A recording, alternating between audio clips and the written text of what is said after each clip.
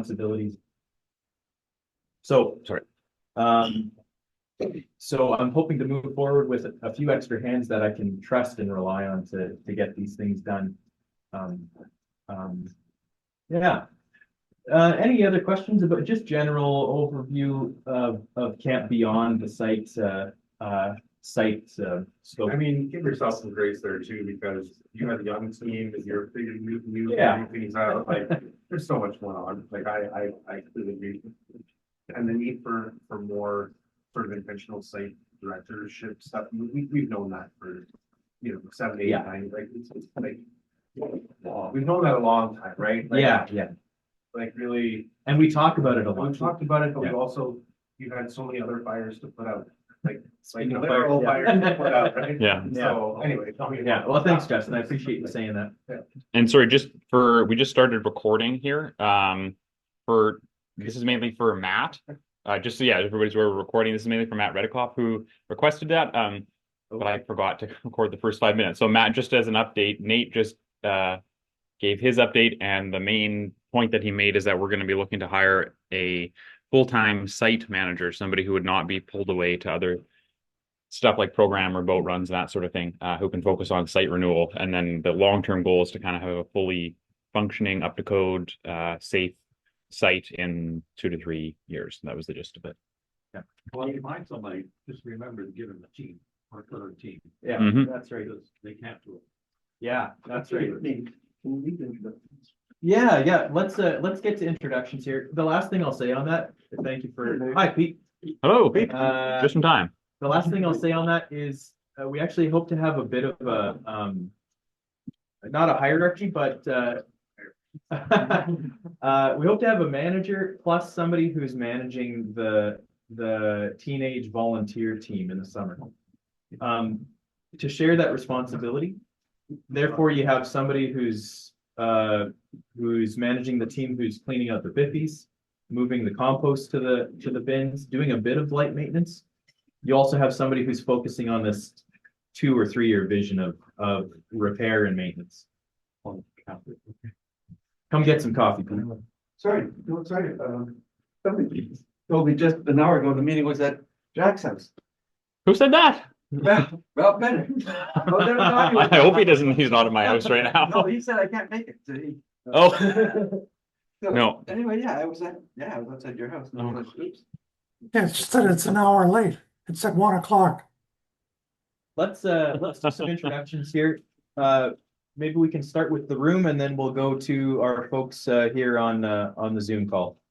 Can we start with that in there? Yeah, I'm Justin. I think everyone here knows. So, motor. And both of you guys have been site committee chair people in the past. I've never had a responsibility. I always pawn that off on somebody else. Okay. 20 years ago, when I first was experienced Pioneer Camp as a 4-month person, Joe was the site director, and he taught me how to use the fire extinguisher. That's one of my favorite memories of training. Getting to fire off the fire extinguishers. We had a good day. Pete? Pete Grifter, who's all on there? Hi, Dave. Dave. Dave Wilson and Paul Sandbeck are on the line. Okay. Hi to both of you guys.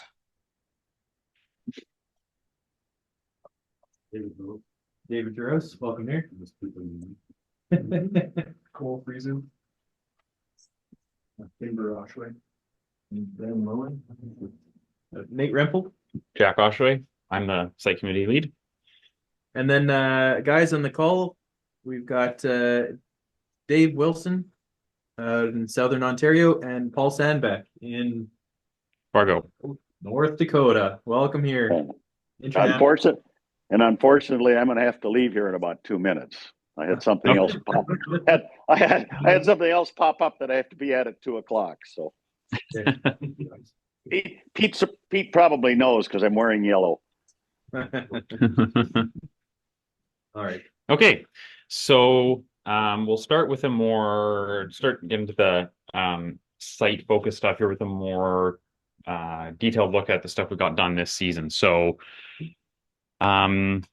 I'm gonna put up a list and then we'll go through picture. I have a few pictures, kind of uh, as stuff is relevant. So this is the list I sent out beforehand, but they can see this in the meeting. Yeah, they can see it. Okay, perfect. All right. So the big one, which we will actually skip for now because we'll talk about this later, is the sale of the P3. But we'll, like I said, we'll talk about that later. What we will start with is the BMP. So this is probably the big major project of the summer with a huge amount of work by a lot of dedicated people, supervised and led by Pete. And Pete, why don't you take it away?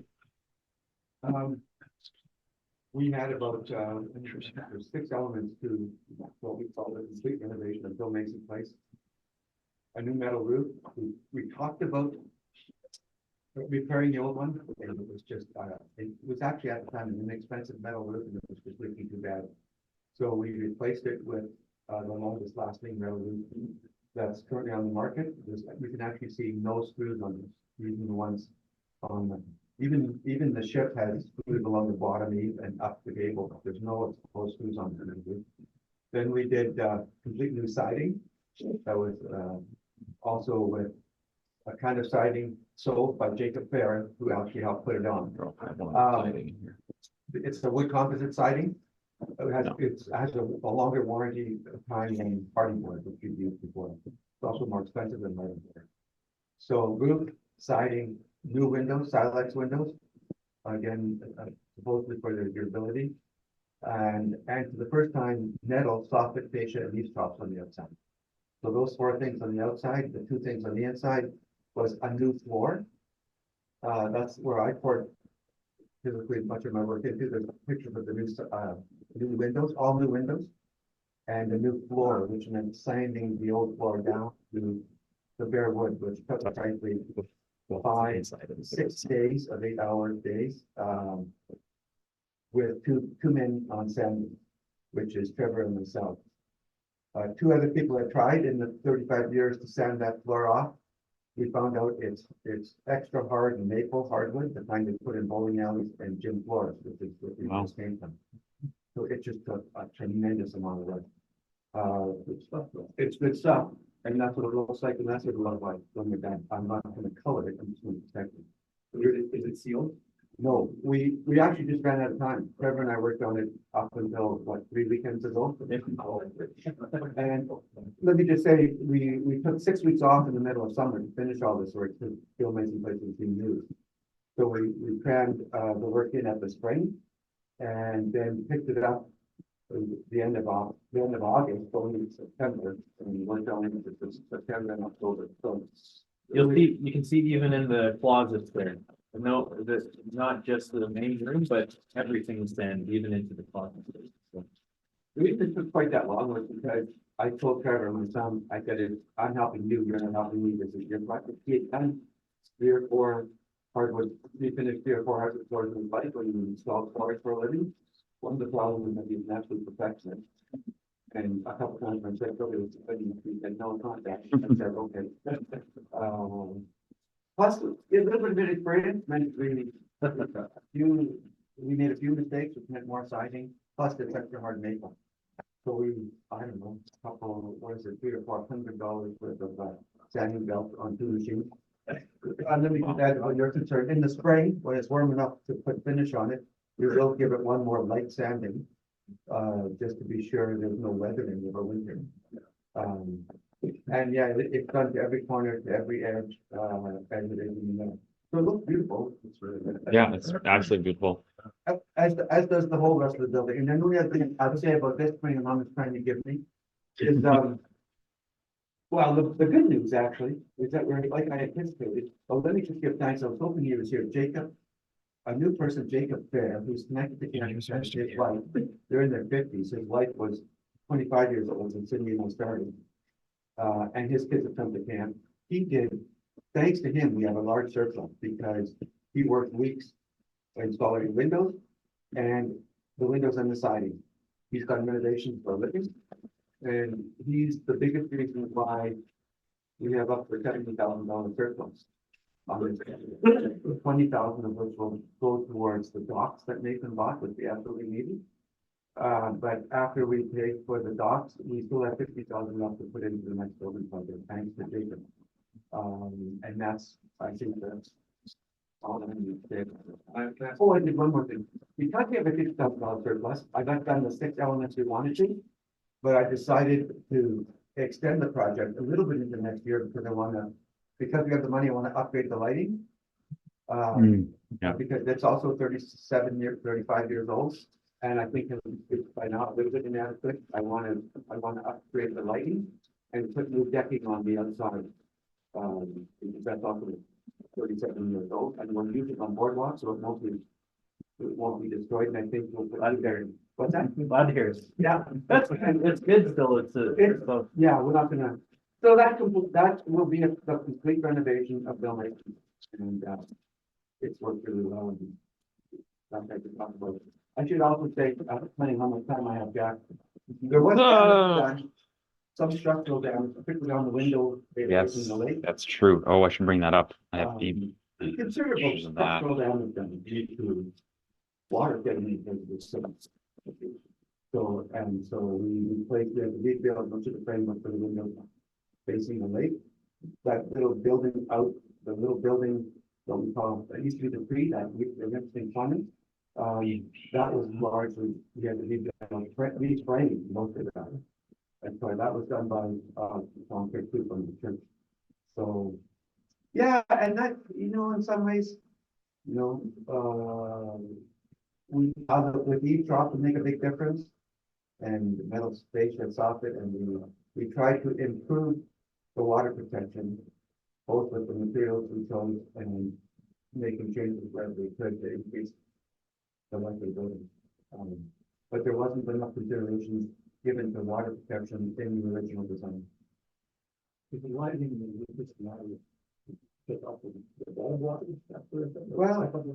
don't know now. we might do You're something like passing that LED around. or lighting or, like there's lots. That's the water damage.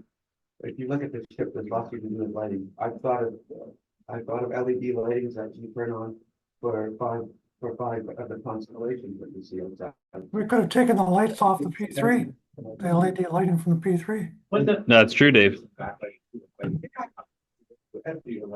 We thought of that at the end of the year. And so, That's a very, possible. Yeah, one consideration that was put to us was don't skip on the inexpensive but the look of the building.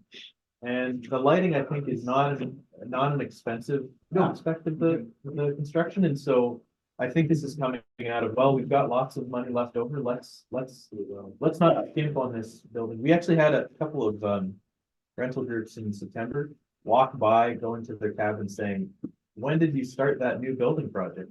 And so the building looks Yeah. the building looks new. It looks like a new construction, and I think the new lighting will just add to that. Does the front sliding door still have the same functionality? Like Uh-huh. Yeah. that was improved. That was lifted up and improved in various ways. But we also had to move them back. These are all of the challenges. The new Silex windows were sticking out further. So we had to move the track back. So a lot of work.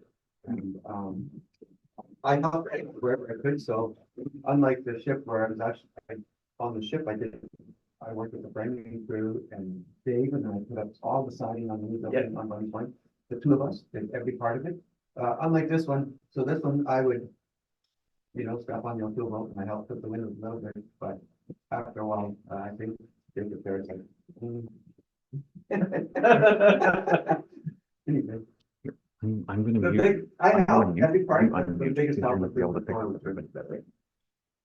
Yeah, that's it. So, All right. yeah. Thanks, Pete.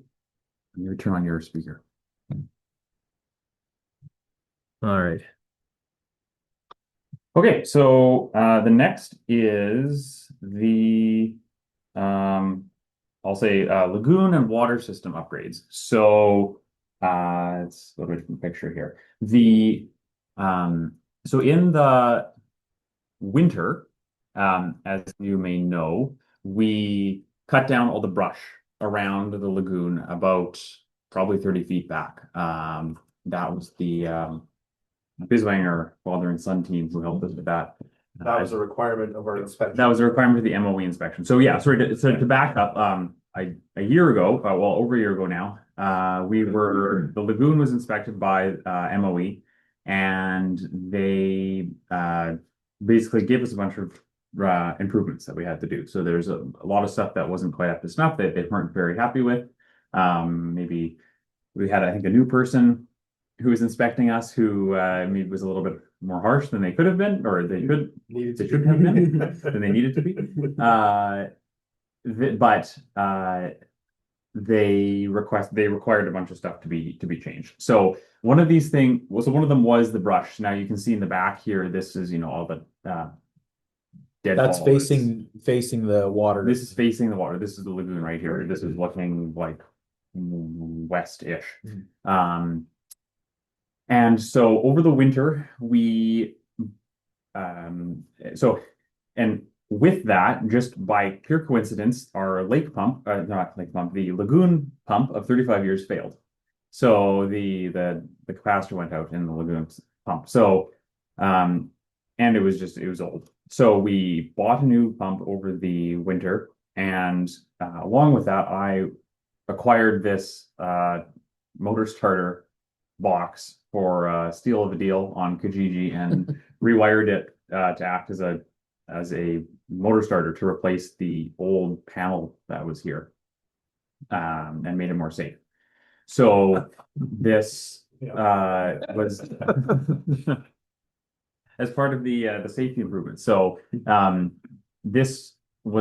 put this in the middle of May. And that's when this picture was taken. And so we pumped down the lagoon in the middle of May with the new pump. Now, we had to, over the course of the summer, we did more vegetation clearing to maintain that, and we replaced the hoses. Yeah. And kind of made some upgrades on the spray field itself. One of the other things that we did with the advice of my dad is to install a fountain. So the fountain in the lagoon What a feature. not only makes it a beautiful place to sit and have a coffee, but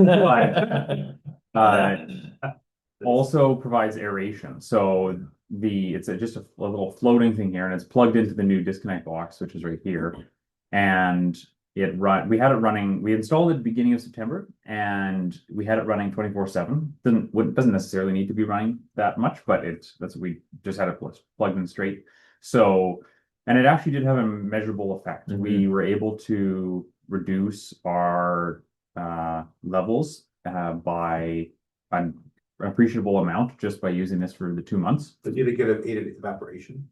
It is evaporation, and it puts more oxygen into the water, so it helps everything degrade, decompose quicker. Do you know what the date of that picture is? This was That's September even. no. This was when I was out on October 4th. Wow. Oh, okay. And you haven't pumped it yet? Yeah, actually we did. Okay. Ben was out, when was I that? could End see of a lot of October? freeways. Yeah, something like that. Ben went out end of October and pumped the lagoon. So this was before it was pumped. That's right. Before it was pumped. But if this was running in the summer, with the extra heat in the summer, you'd get more evaporation. Oh, yeah. And just that pump, that was kind of a cheap old pump from Amazon, about $500. Like you see, you could use it for kind of general utility. Do you want me to talk a little bit about some details? Yes, yeah, I'd like that, please. Okay, so just to reiterate, maybe start from semi to top there. The MOE inspector came last year, and actually 2024 had some requirements for action by winter, 2025. We didn't meet those, but so we did get a study by an engineer. They wanted a study by an engineer, which was $10,000 to reiterate what the inspector themselves already said. So really met the requirement. So essentially what the MOE inspector said was they kind of pointed out to general O&M issues, which were fairly light touches, and also need to create a operations manual proper record keeping in. So that's, so we'll do that. The second part was more kind of just the long-term, efficiency of the lagoon due to the build up of the sludge over these. It's never been desludged, never been excavated out. And there are some different methodologies for dealing with that now. I was talking to some people this summer. Some municipalities, instead of spending the money on excavating, disposing of the sludge, they'll opt for a solution where kind of a more aggressive bubbling and more aggressive spraying, but the bubbling in particular, apparently, with time, it can actually help to slowly degrade the sludge that's sitting in the pond. And so the more sludge, the less water, right? So you need the water to actually create the treatment of the sewage. And so, if you have 90% sludge, you're not going to get much treatment, and you're not going to be able to discharge it because it'll fail criteria. So the idea is to have a certain amount of thickness of of water to get the treatment. So we're kind of skirting the boundaries now, and we bought some time with this sprayer here, and so next year I think going over the winter we need to look at some of the options. I think for decide whether we want to indeed excavate it out, and had a discussion at the meeting 3 weeks ago, and one of the fellows mentioned a trucker who may be interested in the sludge for agricultural purposes. So that's one option. Certainly probably the most intensive and expensive option is to get an excavator there and some trucks and move the sludge out probably on the ice. That is one option. Another option is to look at a more aggressive kind of aeration, diffuse aeration. I think there's an old diffusing system in there, so we could test around that. So there are a number of different options, or maybe we just do this kind of put two, good solid, long lasting kind of in purpose designed. There are purpose designed sludge lagoon, sewage lagoon sprayers like that. They're around about $3,500. They're made by a company out of Carmen. Those that might be an option as well. So we're just trying to consider the options, but in the meantime, we can certainly set up that kind of a more intentional. I mean, to the point about the site manager, get the site manager a manual for how to run the sewage system, and set up the record keeping documents and recording observations and recording all the data all in one place and that kind of thing. That was a recommendation of the MOE also. So they were recommending that some sludge depth survey be done, and kind of a sludge management plan be come up with. So we're trying to follow those recommendations as well, and think about how we can measure some sludge thicknesses, help us to figure out what the options are. It's probably why the lagoon is no longer anywhere near level. Where As in the sewage- solids. Yeah, the bottom of the it. end where the sewage comes in, which is to the right, is probably 1.5 feet higher than that end, the far end. And so that gives some indication of how much sludge is there. Yeah. Is the sludge considered treated? Like, can we just pump the sludge out into the forest, or is that a non-starter? No, you have to have a plan for degrading it, because if you just pump it out, it'll just sit there and rot, like it won't degrade. Oh, It'll just stink forever. You have to, if you're gonna do some kind of land treatment cell, you'd have to put it on a pad that's graded properly, and that's got a clay base or a liner base, drain it back to the pad, to the lagoon rather, and then have some kind of either bulking with wood chips or active turning, almost like compost. That could work. That is an option too, instead of a little more labor intensive, of course. That is an option, yeah. Or you can just kind of discharge it to somebody else's lagoon, or someplace that'll take the sewage. Maybe it's a field application, so we can look into that as well. There's a company in Morris that makes the commercial composters. Have you seen those? The rollers of them, yeah. I knew of a guy, Like the ones that rotate. Yeah, that rotates. It's like an inclined plane, like through a cylinder. Yeah, it's got a screw auger inside of it. Screw auger, and then it just basically turns. You put it in one end, and then it's all calculated. So by the time it comes out the other end, it's ready to be distributed. Yeah, and that's it was kind of thing. We could. That might be option 4A, where you buy one of those and get it in. But the trick is to get the sludge out. So you basically need a long reach excavator to get all the sludge out. Yeah. Or drive a small one down in. Yeah, you could be, there's a couple, then so I haven't talked to the contractor who did the wall yet, first, but I was gonna talk to them and see if they have any ideas. What's the decibel level on the pump? Like, how much of an impact does it have on program or on like? I could probably- site operations? It's probably more odor than noise. Yeah.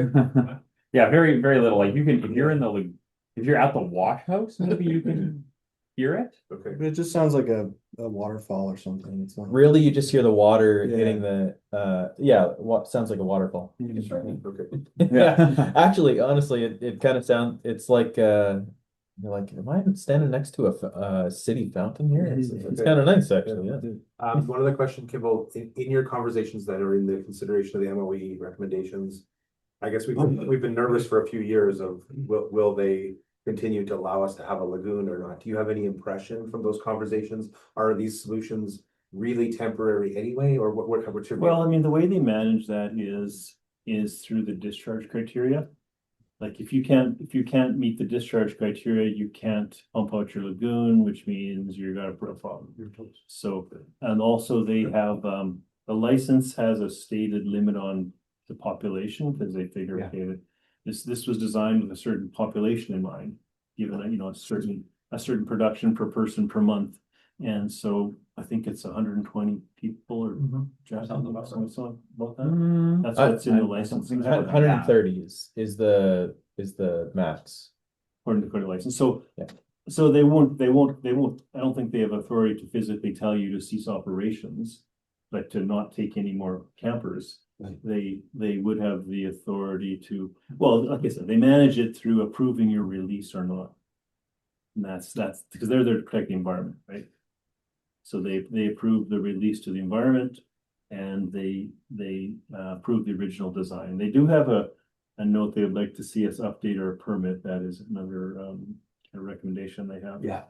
Get over the update the land use, because the discharge of the lagoon is off property, our property, so you need a land use permit, which we have updated. Yeah. It's done. So your permit and license are not the same. No, this is I can't remember what their official term for our, is it a license? I think it might be a license. There's a land use permit, which is what we need to do the discharging. Right. And I think it's a license of, I can't remember what they call the lagoon, a license or permit, but it's a legal, kind of legal document. Right. And in it says we can discharge twice a year, spring and fall. And they specifically say only, to answer your question just about pumping the sludge, they say only to within a foot of the bottom. So they don't want us pumping everything. We're supposed to lower the lagoon to within a foot of the bottom, which means if the pump is at that far end, when that gets to be a foot and a half, it is dry at the front. So we can't with so Yeah, it's not really meeting. it's not really meaningful at this point. So yeah, that's one of the things they say. I think, I'm gonna come up, spend some time on it over the next month or two and start getting that manual rolling. Do you have a copy of the do you have a copy of I a have all the license permit? documentation. Yeah, you do have that?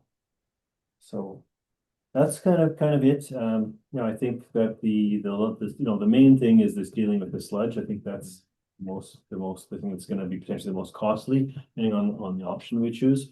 And maybe we can go with more of a, maybe we get another sprinkler, and then or we look at a diffuser system which is a big series of pipes on the bottom that just bubbles away.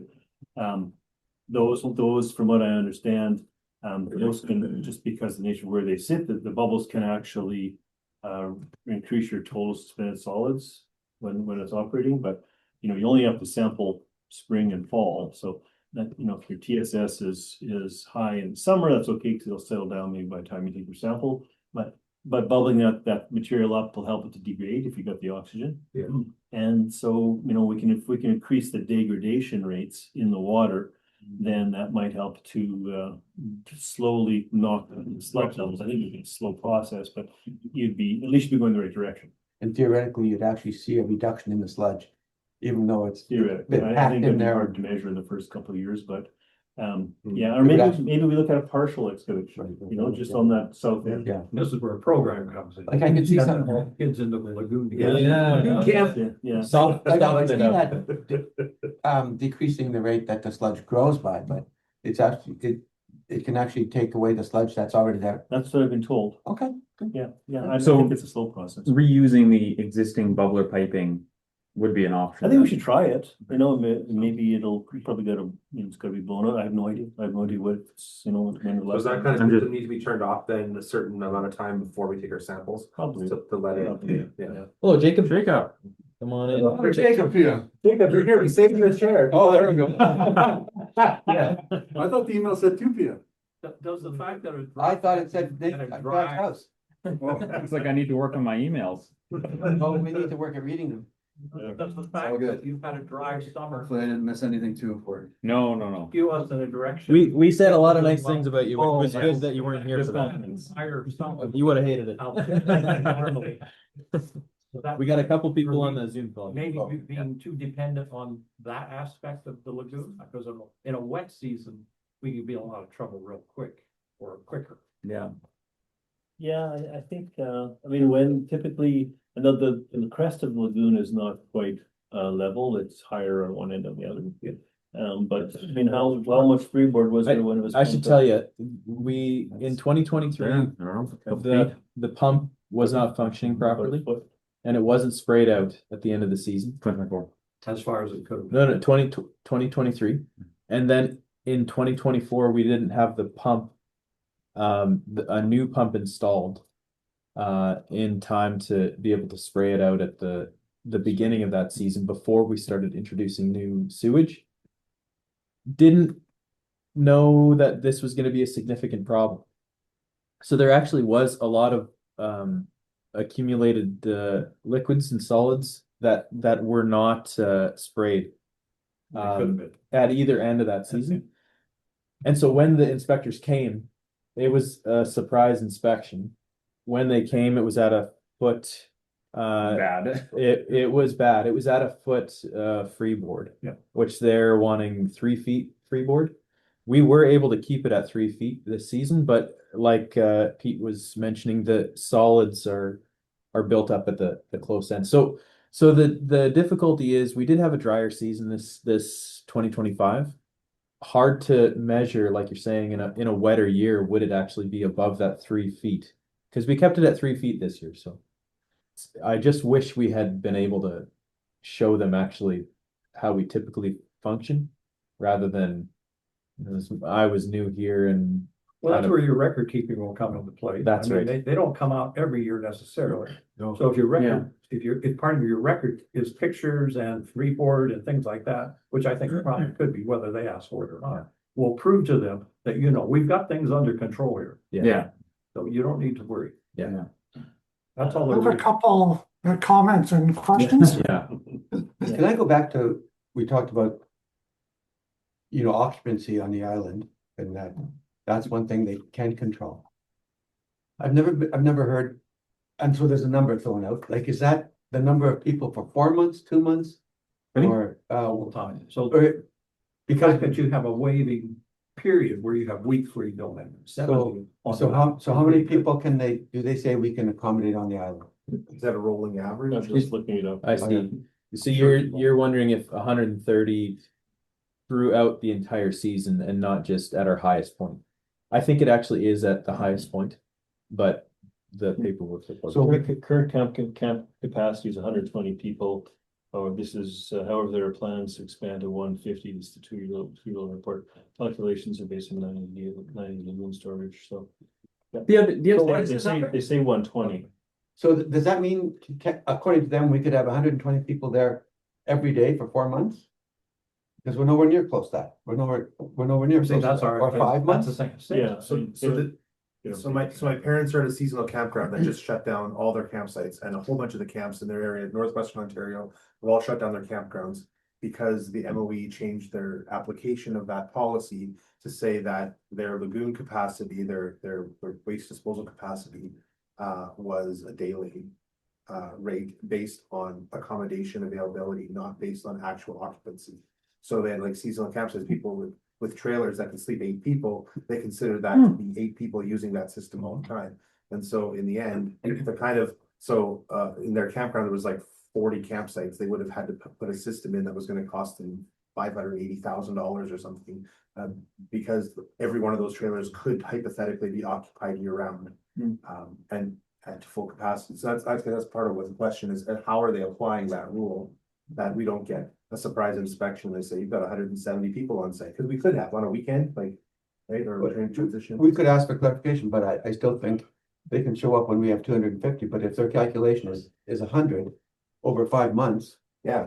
That's people, As an average. people in one That's right. season, even if we go over that for a couple of weeks, we don't have to worry about it. The other thing is that like what we can say is that there's probably people on the island who are not using the system because we have composting fifty. Yeah. Sure. So you can't take it at face value and say, That's right. to go to the bathroom on the island, you need to be using the system if you're not going into the woods and digging a hole. So there's, not that they would necessarily listen to that, but. Well, I wonder if that would have an effect on the permitting or application process, that we do have supplementary services to accommodate this that are not contributing to the That's why, what it looks like and what your test measurements are and those kinds in your record keeping, that's gonna satisfy them, I think. That's more important. But as soon as one of those things come out of control, then they're gonna be worried. Yeah. They're gonna start clamping down to Exactly. rules. Yeah, exactly. So it's best to keep them happy. Yeah, thanks for all your work on that, Kimball. That's excellent. I got a couple of questions. I think, we bought some time with this idea Yeah. this year, and so now we have a little bit of time to come up with a plan. We'll have to, I think we do need to address the sludge somehow, whether it's some aggressive bubbling, or maybe we excavate the south portion of it with don't have to get an expensive excavator in, something that can reach maybe just the south end. And then get a way, Jacob, you were talking about maybe trucking, we can get a truck and get a truck there and excavate a couple box loads of material out. That's a possibility too. So I guess everything's on the table right now. Yeah, I haven't had a chance to talk to him yet, but he's looking for compost. So, he's calling farmers and whatever else. So this may be a nice fit for him. I'll follow up in the next few weeks. Thanks. To see if that's something that would, he can do. And he's also, he's a trucking company and an excavating company. So. Tell him we'll give it to him for no cost if Well, he would, yeah. His biggest challenge is trucking into Ontario. That's the rules, the trucking rules in Ontario are so different. Yeah. I was gonna ask, and this is always a danger when you walk into a meeting halfway through it. You may have already talked about this. One other question that I would have is, as far as, I know that there's a solids and a liquids kind of component to all this.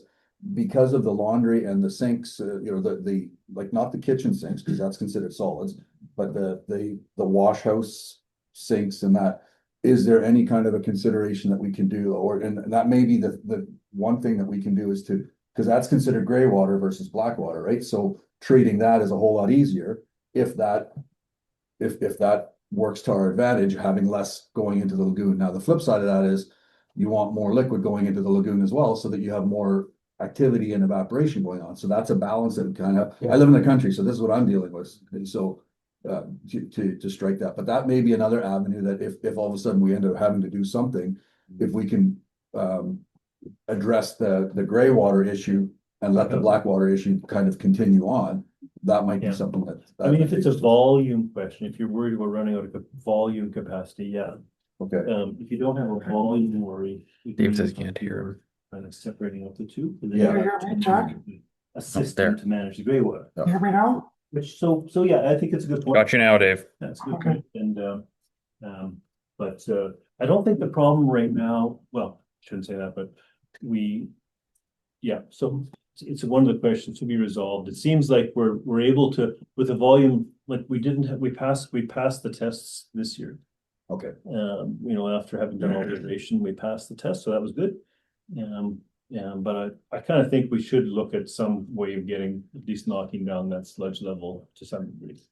Whether it's a little per year or a good chunk 1 year, we can figure out, but that will help us a fair bit to keep the numbers down. Got a couple of questions and comments if you want. Go ahead. This is Dave here. Did we cut the berm trees down as well? Yep. Okay, but that was a concern that the roots would, when they died. Oh, you're Oh, talking. sorry. No, Dave. No, not the big tree on the berm has not been Right. cut down. Okay. Just the there's one big tree there that has not been two big trees there that have not been cut down. What we did cut down on the berm was the like willows and the brush Bushes and yeah. For bushes. sunshine. Yeah. There was some rodent activity in the berm this year, and I think more than one groundhog had taken up residence. I believe those were all dealt with relatively. Those are all dealt with relocation. They're living on North Dog, don't worry. People remember the time that I drained or pumped out the lagoon because we were back by the hose when he turned it on once. That was a while ago, but one thing I did notice when we did that, the runoff came right down to the lake. It did not soak in nearly as much as we thought it would. The pump was on for maybe an hour before we saw literally runoff coming by the compost bins on the north side, I wanna hear back that. down towards the lake. It did not seep in as much as I thought it would at all. Yeah, I think one of the things that MOE was asking was kind of to spread out the spray zones a bit more and move them away from the lake and that marsh area. They suggest alternating them and then moving the 120, our main 120 meters south Yeah. to get it, So- the so- official 100 meters away. And you could put a timer on it so it would go for half an hour a day or an hour a day, sort of thing. Yeah. And so gradually get rid of it. The other thing is the bubblers you're talking about that vortex action of the water. When we had the bubblers in there, we actually did see the water vortex and it pushed the top floating stuff back towards the edge as it bubbled up from the bottom. So it took the water with it. Really did a good job. Mm. The Hobart. Has anybody considered the antibacterial action that the chemicals that the Hobart puts into the lagoon? It's pushing chemicals in that are meant to kill it. The question has come up, but we haven't done a lot of thinking or investigation into it. Your concern is the effect that it'll have on the bacterial effect on the lagoon. Is that right, Dave? Yes, yeah. Kill the bacteria that's supposed to. Yeah, I think that we are gonna need to do a little bit of research on that, even for this MOE to appease these MOE folks, but we haven't done anything yet. Because there may be options, like there may be other chemical options besides what we're currently using. Yeah, But that is another, I actually forgot to mention that is yet another technique that people use for these lagoons is they'll enhance, you can buy $500 for a 5-gallon pail of specialist like pellets that'll enhance biodegradation. It's I'm sure it's a combination of nutrients and bacteria. And that will help knock the levels down too. So those chemical kind of enhancement treatments are not cheap either, but it's another option. Yeah, right, for sure. There's a couple options we'll look at. You could even take the dishwater and make it gray water and have a separate system that spray it out. Because it's not really black water out of the dishwasher, I hope. Yeah. I should say the MOE inspector's bigger concern was the grease, the fact that we didn't have a grease trap. That is another concerns. Yeah, they want a grease trap. So If you really want to punish somebody, you make them clean out the grease trap. I know from experience. that's my plan. Now that we're not lugging propane bottles around, it's grease trap duty. In terms of the sludge removal, you might find it an option to take a truck in the wintertime, but a vacuum truck. Vacuum trucks are made for that stuff. You just drag the suction hose over the berm. Yeah. You can get a back truck in there. That might be tricky though. It's a big truck. It's But a if you lot get easier than bringing a high ho in. The excavator is tracked, so it could be easier. Yeah, that's an option too, if you can get it in there. They may have hydrovac trailers. on see, Mhm. Yeah. 7 Yeah. truck. Yeah, and Doesn't then. have to be a full truck, it'd be a portable. Okay, I think that's good. We've moved the spray Discussion. field so that the slope is actually sloping away from the lake, away from the lagoon. So we may have runoff, Dave, still, but the concern of it flowing to the lake that shouldn't be a problem. Yeah, what's next here, Jack? We'll go to the other end of the water cycle. Start. The start. So, over the winter as well, we bought a bunch of water equipment. One of the things unfortunately I don't have any pictures of this, but one of the things we bought was a new lake pump. So this has been an ongoing saga since for a long time, over 5 years now, that we've been fighting with various lake pumps. They've been ones we've been fighting with. How do we store them? What makes it easier to connect them and disconnect them in the season shutdown startup? Why are they failing? Or the capacitor boxes are failing, and on and on and on. Pete's very familiar with these woes over the years. So last winter we decided, okay, we're going to spend some money here. We're going to make it a really good system, and then hopefully this is going to put this all to rest. And that's what we did. So we did a number of things. A new lake pump. This is a very in the past we just bought them from Home Depot, $300, but we got a very high quality one made by Grundfos, who's a Danish pump manufacturer. They manufacture like industrial pumps for wastewater treatment and Fire systems. yeah, exactly, fire systems. So they're very well made pump. It's the same technology, but it's just going to be a longer lasting, and a new control box to go along with it. So it's a similar control box as we've had previously, but again, a higher quality one.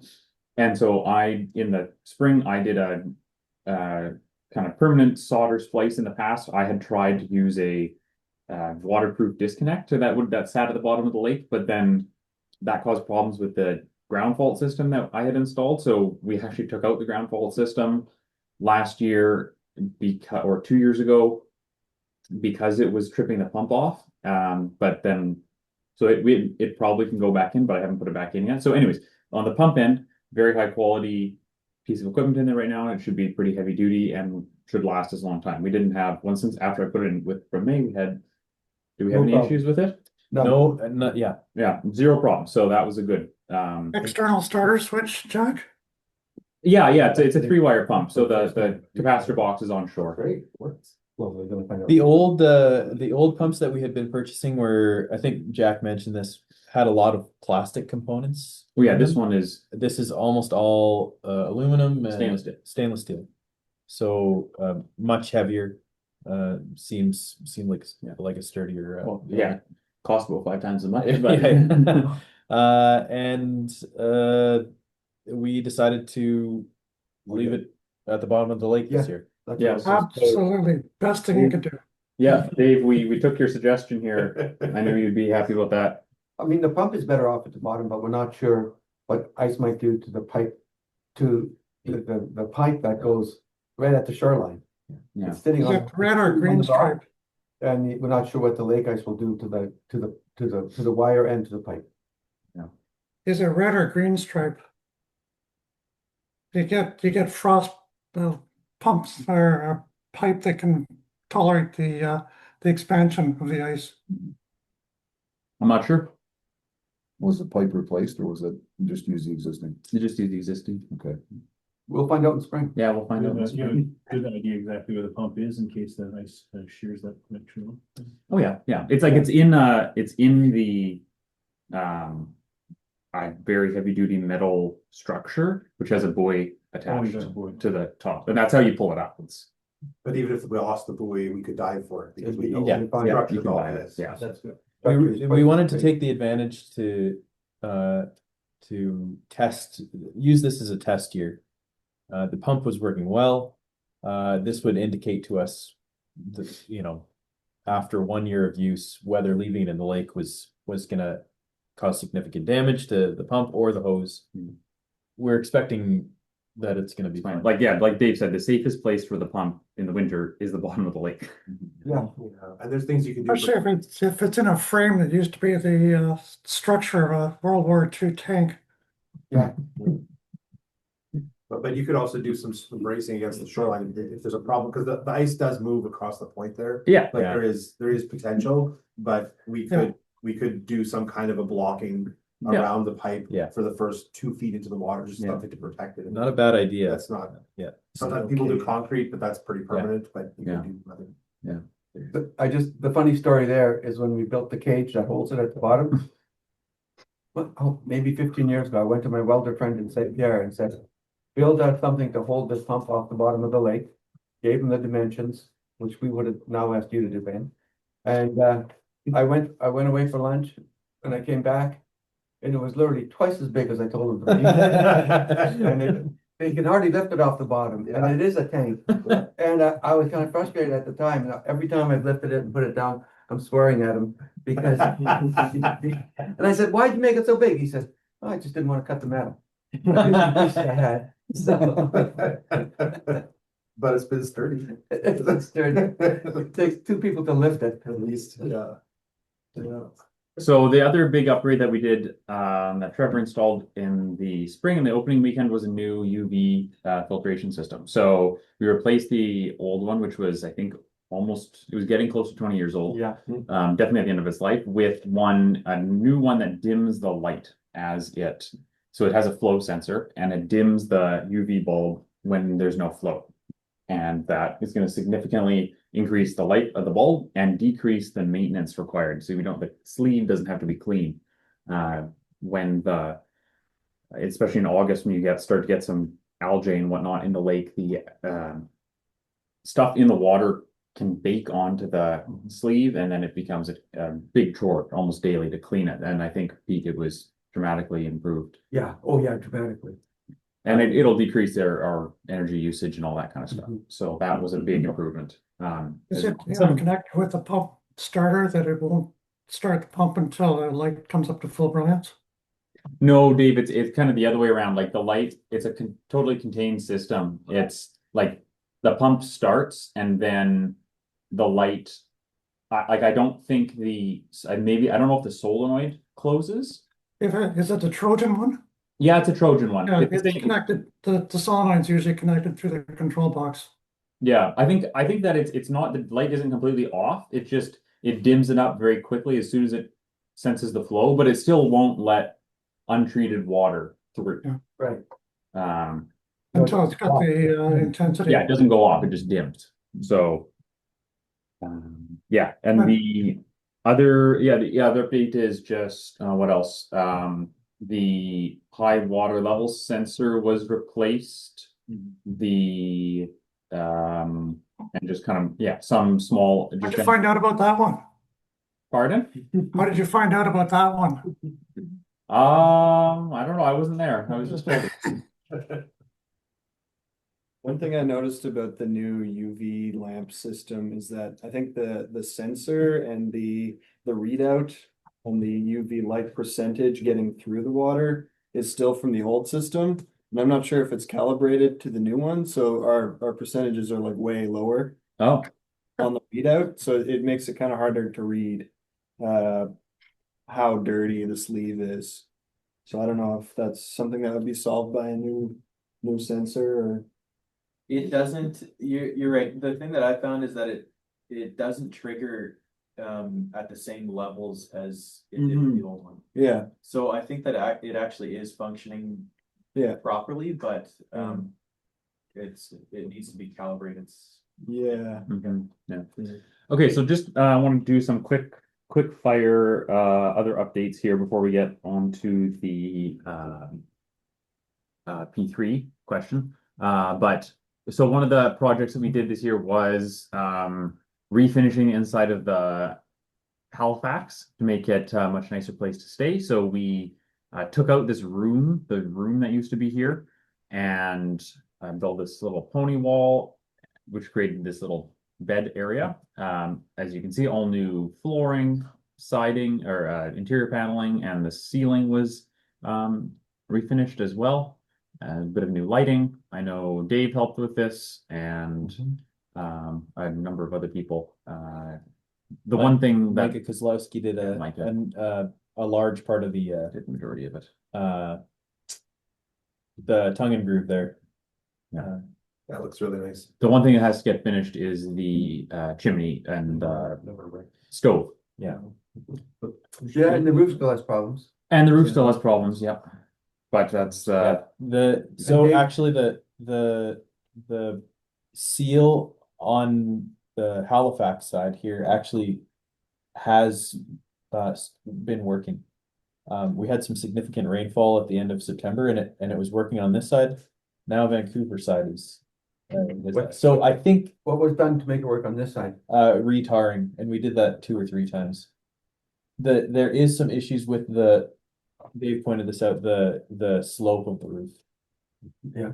So Pretty much flat. I And the think, metal is also that cheaper metal we were talking about. yes, yes. I think that it wouldn't be a bad idea to replace the roof. No kidding, yeah. One other Not a question. bad idea. And probably put an eaves on it too, like When I stayed in here before it was completed this summer, Yeah. and there was an abundance of mice. So I'm just curious if there's anything we can do about like interior, like once it's sealed up, that's gonna make a big difference. Right now, Yeah. there's holes in the floor all over, like there was, like when I was there, that was part of the problem, but Yeah. but it was like, I think we caught 16 mice in 4 days. Yeah, In the bucket. So I'm not sure if that's something we could like work towards as well as some kind of rodent management. Get a barn cat. Yeah. the doors need to be like, the doors have been chewed away at on both sides. The vent into the sink it's just open, so and then the siding on the exterior of the building closest to the Vancouver door is it's rotted away. So there's a long list of things that need to be done to this building to actually make it function properly. I think the roof, if we're talking rot, I think the roof needs to be done first. Followed by siding, windows, and doors. Now, do we have the budget for it right now? We'll talk about a couple of other projects and we can maybe chat about priorities near the end of the meeting here. Okay, moving along, I don't have any pictures again, I'm sorry, but the wash house had a upgrade in that we got 2 new washer dryer combo units. Donated from Fred, is that? A company in town that Fred connected us with. So they donated us about 3/4 of the cost of the machines. We got 2 stacks, brand new washers and dryers. So we've got we took the washers that were in there. One of them is we'll plan to install in the kitchen at some point, and the other one we've sold. And that's a bit of a shift because you were hoping to have more people using the dryers as opposed to hanging stuff outside. How did that work? Was it successful? Amazing. Yeah. Like the issues that we found in 2024 with it just is a garbage pile. People's laundry just ends up everywhere. We don't have a designated person to manage the laundry. During girls' camp, me and the site coordinator said, "Why don't we fold your laundry for you?" And they said, "Don't touch our clothes, especially our underwear." That's fair enough. That's a good point. So it's just, I think people's laundry is just something that the dryers are going to help manage and keep the program running smoothly. Was there any noticeable impact on our electrical use? No. It's an amazing energy suck. Yeah. But yep. Clotheslines cost nothing. Hydro's getting cheaper. Yeah. Where we are. And so there was an uptick, but minimal. Perfect. Okay. Yeah. And to support the dryers, we installed a new electrical service to the building in May. And that again is was required anyways to kind of bring that building up to code. And so we did that, and it's worked hard for the new service now.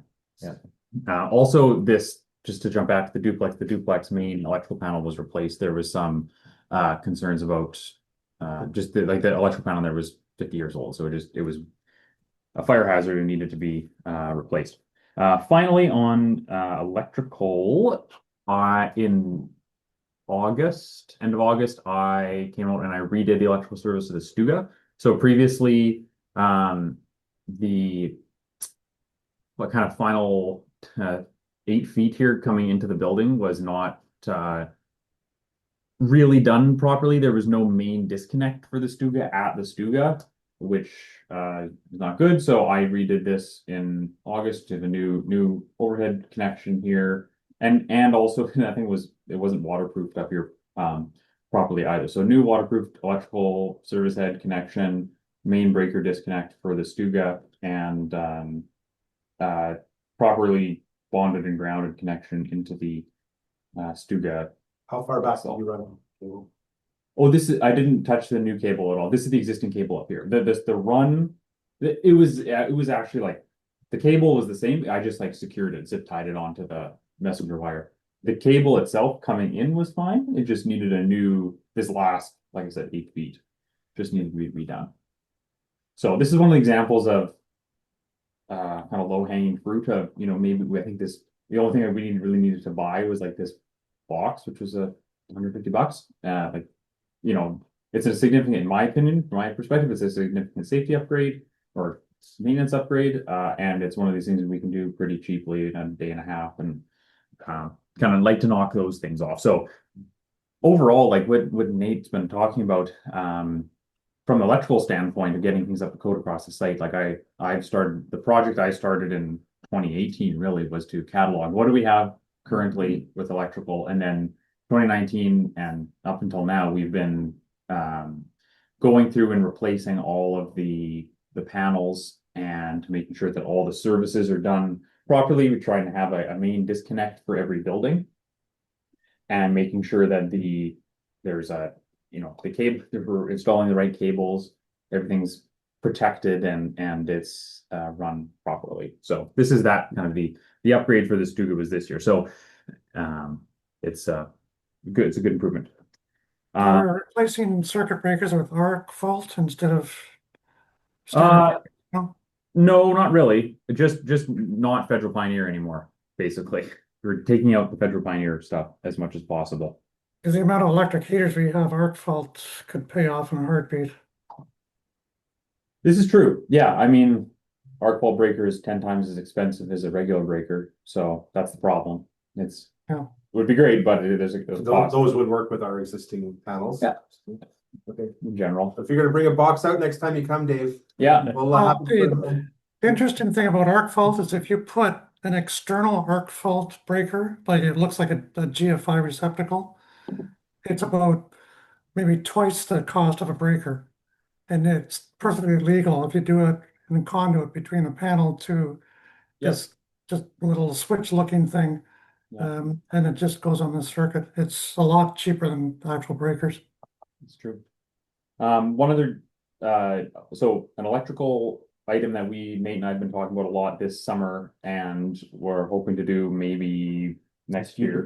Future projects, yeah. So we're Why don't we move into that? Yeah, that's what I was gonna say. Well, we're moving into future projects now. So the first one is a full island generator system. So there's been a lot of issues this summer with power outages. That we seem to have a lot of power outages this summer, and there were issues where Dave has done an immense amount of good work over the last 10 years, 15 years to ensure that our critical systems, so the kitchen, the refrigerators, the freezers, the water system is all backed up on the generator, so we can keep the core elements of camp running. But it's obviously on an extended outage in the middle of the summer on a Saturday when you have Stuga guests and you have a rental group or something like that. Why don't we have power? They're going to be asking questions. I think that was causing problems. Every 2 weeks we'd experience a power outage longer than 6 hours. This is maybe the third year in a row that Pete's church has booked a weekend where almost 24 hours, the power was out. Now, our generator system, That sounds divine. our generator system, setup is, mainly to keep the water system, the dining hall, which is the fridge and the lights in the dining hall, and the communication system going. We've got people who have, machines CPAP. that help them sleep. Sleep machine. And CPAPs.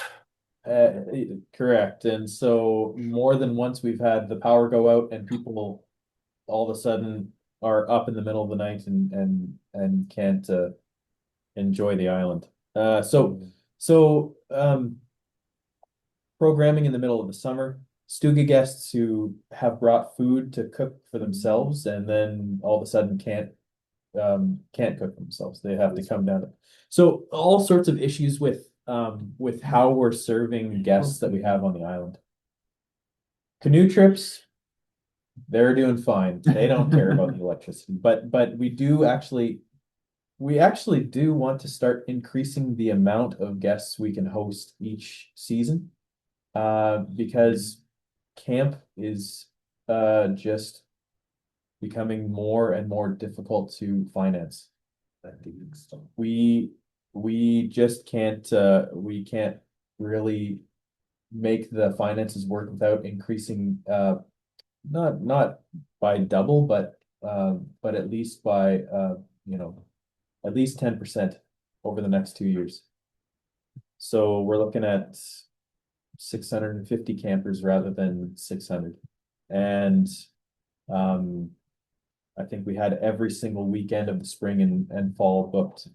We need to increase the amount of people to about 80 people per weekend, and canoe trips. And so by adding a generator, we're gonna be able to accommodate some of these groups better.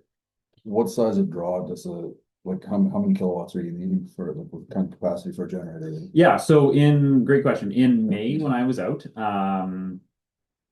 was it May or was it when did I do the metering? You came in June.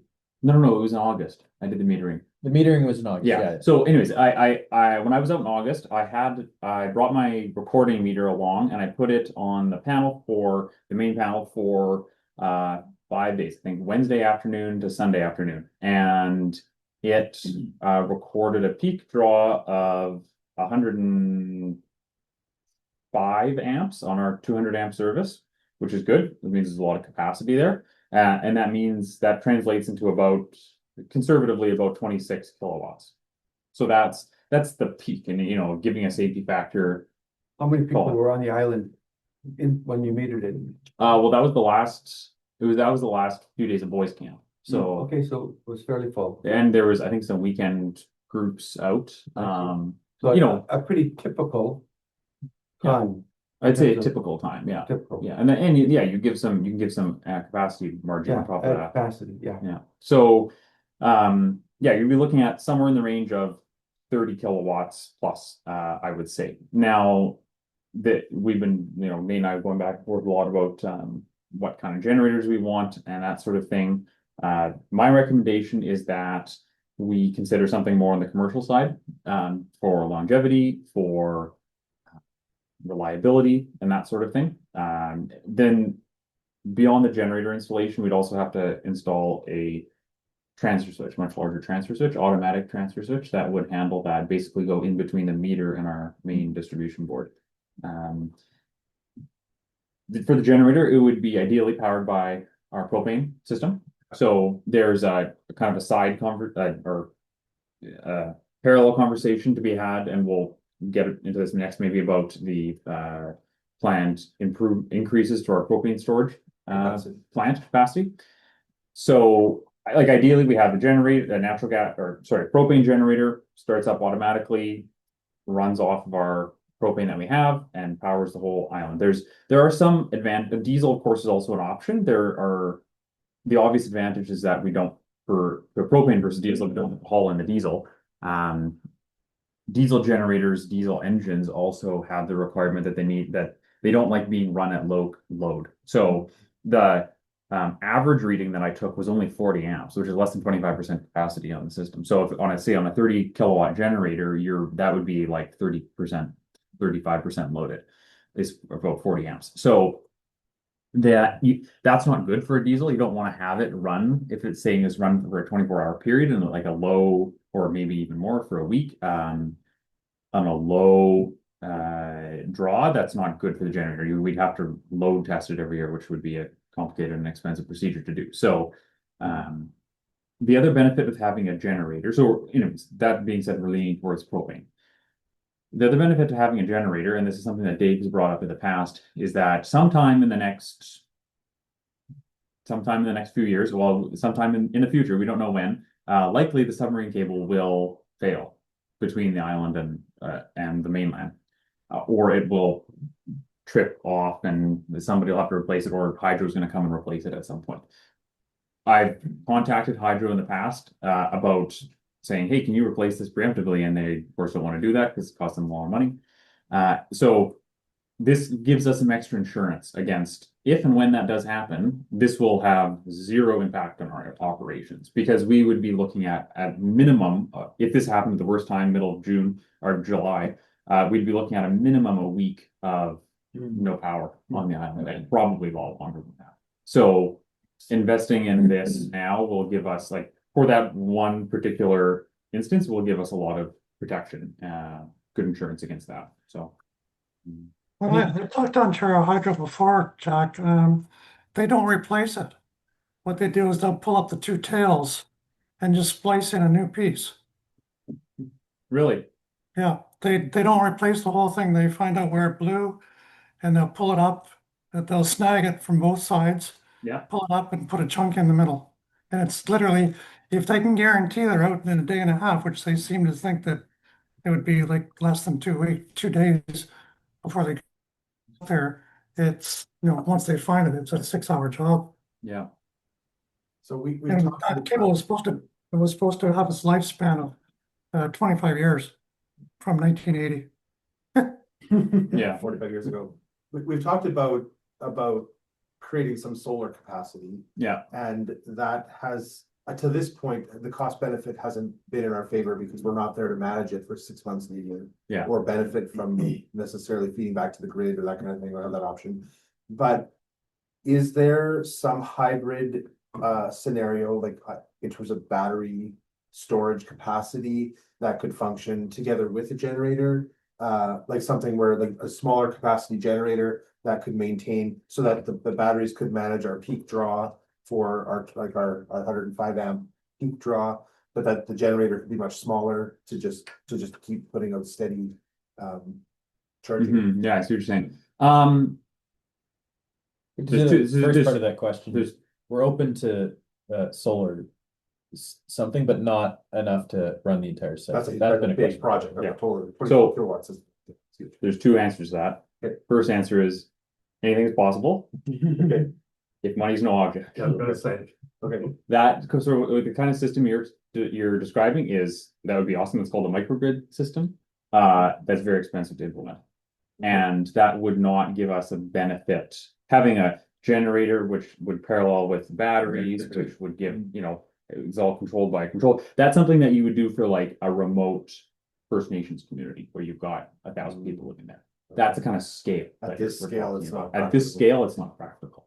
And moreover, if we do something with solar, it's going to be grid tie solar, not batteries, because just the way, as you know, with the way we run things, like batteries and the coal do not mix, even if, like there are technologies nowadays that would help, that can deal with that. But the problem is at the same time, we're shutting down for half the year. So you can't maintain them. Really, you can't maintain that. Well, and they have a lifespan, right? So the batteries are not only expensive, but they have like a 10-year lifespan. Yeah, exactly. So, And the batteries are the most expensive part of the solar system. Exactly. The generating and the controls, that's not as much. Now, if you say it's expensive, what's kind of a budget are you talking to do a full solar? Full solar? I don't know if we've priced that out recently. Yeah. So well, I mean, my friend just had their farm, and I don't remember the total kilowatts, but it was about 175,000 that they were, to do their farm capacity. That was a 300 amp. Yeah. Service. So like my personal opinion is up until now that I would have said that the dollars we're investing into our electrical system should be invested to increase the safety of the system because it was just not installed well, right? We just had there were so many safety issues with the system that my opinion was and still is that we should be investing in the safety of the system. Now we've gotten up to a pretty good standard now where I think if we were to look at solar, that would totally be something that we could do if there was, I know that there's potentially some donors there who are interested in partnering with us. But without battery capacity, solar doesn't solve a problem of being an insurance policy on operating the island. That's correct, but I don't think it's like I said, we could do that, but the cost benefit of getting a smaller generator is not, I don't really think that's worth it, just because if it was a situation where we were if we were an island, completely islanded, there was no hydro, then 100%, like let's do something like that, solar and batteries and everything. But just because we're not, even though we're having these issues with the generator, I personally don't see it being that big of a deal. Now, I will say that there are, like, technology is always evolving, and there are inverters now that allow this. I don't know if the like Ontario Hydro would let you do this, but there are inverters now that will allow you to generate in parallel with your backup generator, no batteries. So it just offsets the generator draw. It just offsets the generator draw. So you can manage, like you said, you can manage those peaks if it's a sunny day. You can manage those peaks with the solar capacity and not with having more generation. Now, the thing is that if we've been looking at a lot of generators and maybe some especially for commercial ones, maybe some lightly used secondhand ones, and a lot of the ones we've been seeing are actually just what's available is actually way bigger than what we would need. So I've been talking with a guy in I think Fraserwood in the Interlake, and he calls me all the time, giving me 50 or 60 kilowatt propane generators for the cost of a new 30 kilowatt one, like lightly used 50 kilowatts. So it might end up that we end up with something actually much larger than what we need anyways. Is that a problem if it's propane? You said with diesel, that's a problem. It's not a problem with propane. You can have a really big generator of propane and you're not gonna hurt it. Like, I think the conversation regarding diesel versus propane is a non-starter. I don't think you would consider another engine to maintain. Yeah. And you get it's cleaner, it's quieter, it's more reliable, it's more efficient. Yep. To me, it's a non-starter. It's a no-brainer. Yeah, I mean, the solar, because you still need those same infrastructure. You're gonna maybe save a little bit of money on your capital purchase of your generator, could go for maybe 2/3 the size, and you gotta have add to the cost of complete solar system. Yeah. So I just doesn't seem to because of the size, like Jack said, like, I don't think solar is gonna do much. Yeah. Again, we're not against looking at solar in the future. It's just that they should be two separate conversations. Like solar is basically a revenue source, and the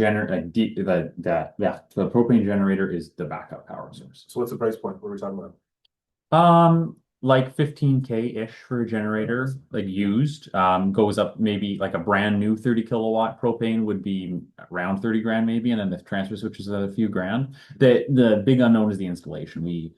Because it involves the service and tying in and all that, we'd have to hire an electrician and do that. And there's also some concerns about the ESA, which is the inspection agency, coming out to the island and seeing, wow, you've done 40 years worth of work here and you haven't got a single electrical inspection. And what does that look for us? And we're in better shape now, though. True, but they wouldn't appreciate that we haven't filed a permit in 40 years. So can I ask about the propane supply? So we've been trying to kind of monitor how much propane we're using in a season. What would that look like this summer? How do we do in terms of percentage or volume? I think Pete has some better numbers that he could recall. Well, the only thing I'd say is that we're somewhat painfully aware that we need another bulk tank. Okay. And we've been asking for one, kind of waiting for one from Lake of the Woods Freight, who supplies our propane. And then we are also trying to involve Carl Holmstrom, lives on the lake and has the barge. So we were hoping that one would come last winter. it's an interesting kind of situation, but we do need another one, whether we get a backup generator that needs propane or not. We want more reserve in our bulk propane system. And the pad was built for two, and the first tank is off to the side, so we have a spot already. And we have a gas fitter that'll connect the two. We just need to get, and when the guy that provides the propane technically supplies the tank for no money. So I think we should consider. That's not quite true. That's not quite true. It's a $500 rental each year. Okay. Now, the capacity of the tanks, for one season, we probably on average use a tank and a fifth or a quarter. Oh, really? So we really do need a second tank if we want to fully get off the 100-pounders. We've cut our propane usage down by 40%, I think is what we measured. That's what I said about. Yeah, that's right. With the on-demand water system. Yeah. With the on-demand water system and switching from yeah, exactly, that's right. Switching from the water heaters. We were also moving 100-pounders to return that felt empty. And then you'd shake them and there's a quarter left in these tanks. So there's 2 or 3 of them. One of them I felt almost full. So we've been getting inexperienced staff members. It's great, we're giving them this responsibility, but we've probably been wasting propane for years. At one time, they told me when they fill the tanks, they add up the weight of the propane going in. They don't assume it's empty. Oh, okay. And so you don't pay by tank, you pay by how much propane goes in one. Yeah. So theoretically, if it's a quarter full, you're only paying for 3/4 of the propane. Oh, not a okay. full tank. Unless you're just dropping it off. What's that? Yeah. Unless you're just dropping it off. Yeah, As an no, empty. when we, Yeah. that's true, when we were getting our propane from the one source, yeah. One encouraging note, we did actually have to pick up a number of 100-pounders this season to get us through to the end of the season because we ran out of our bulk tank. Okay. Right near the end of August. All of a sudden, the young guys running the fishing lodge, they're all members of the 39 and 40. They just started dropping off tanks when we needed them. Mm-hmm. And then we pay them. They weren't using or? No, they just say, how many do you need us to pick up? And then they're driving by and they drop one off. That's nice. So they saved us the delivery cost and Wow. said, we get a deal anyways, we'll just cut it off. So Wow. just a good bit of relationship work there. Can I get back to something you said a few minutes ago about, the need to increase capacity to financially maintain the camp? Yeah. Like somehow somebody's got to give some really serious conversation as to where the cap is, because the lagoon has a maximum, the electrical has a maximum. Yeah. The intake of water has a maximum. Your ability to transport people has a maximum. Yeah. You can't just keep growing the camp and capacity without impinging on all of those items. Yeah. Nor can you necessarily promise to the customer or guest that you can wear your CPAC 24/7 here and not worry about it. That's true. Yeah. Manitoba Pioneer Camp does not have the kind of location or infrastructure or financial base to do and be everything that you might dream it to Yeah. be. Yeah. It is, remember, a wilderness camp. Yeah. A A treasure and even. you can play without a great deal, Yeah. but at some point the cost effectiveness of that just Yeah. goes whoop like that, Yeah. or the whole thing explodes, Yeah. either metaphorically or otherwise. So I'm just saying that, when we took the diesel generation out. Yeah. Back in the 80s, we waited for the right time for the hydro price to be, like, this is the time to do it. Let's get rid of the. Yeah. Yeah. So we got to do the same thing here. If you're really thinking that, your capacity is going to have to grow as much as you just said. Now, I know you backtracked to 10%, but there's already so much you can do on that location. Yeah. Just might as well. Can I answer? reality. I think we're just getting back to where we once were, Joe. we'd be happy. If we get back to the totals we had at one time, that's all we're trying to do. We're not really trying to expand our capacity, but we got a long way, we have some way to go to get back to where we were. What we need to Anybody do, remember what the size the generator was? The old Waukesha and then the Dwight's? Was it 40, Dave? Yeah, it was 40.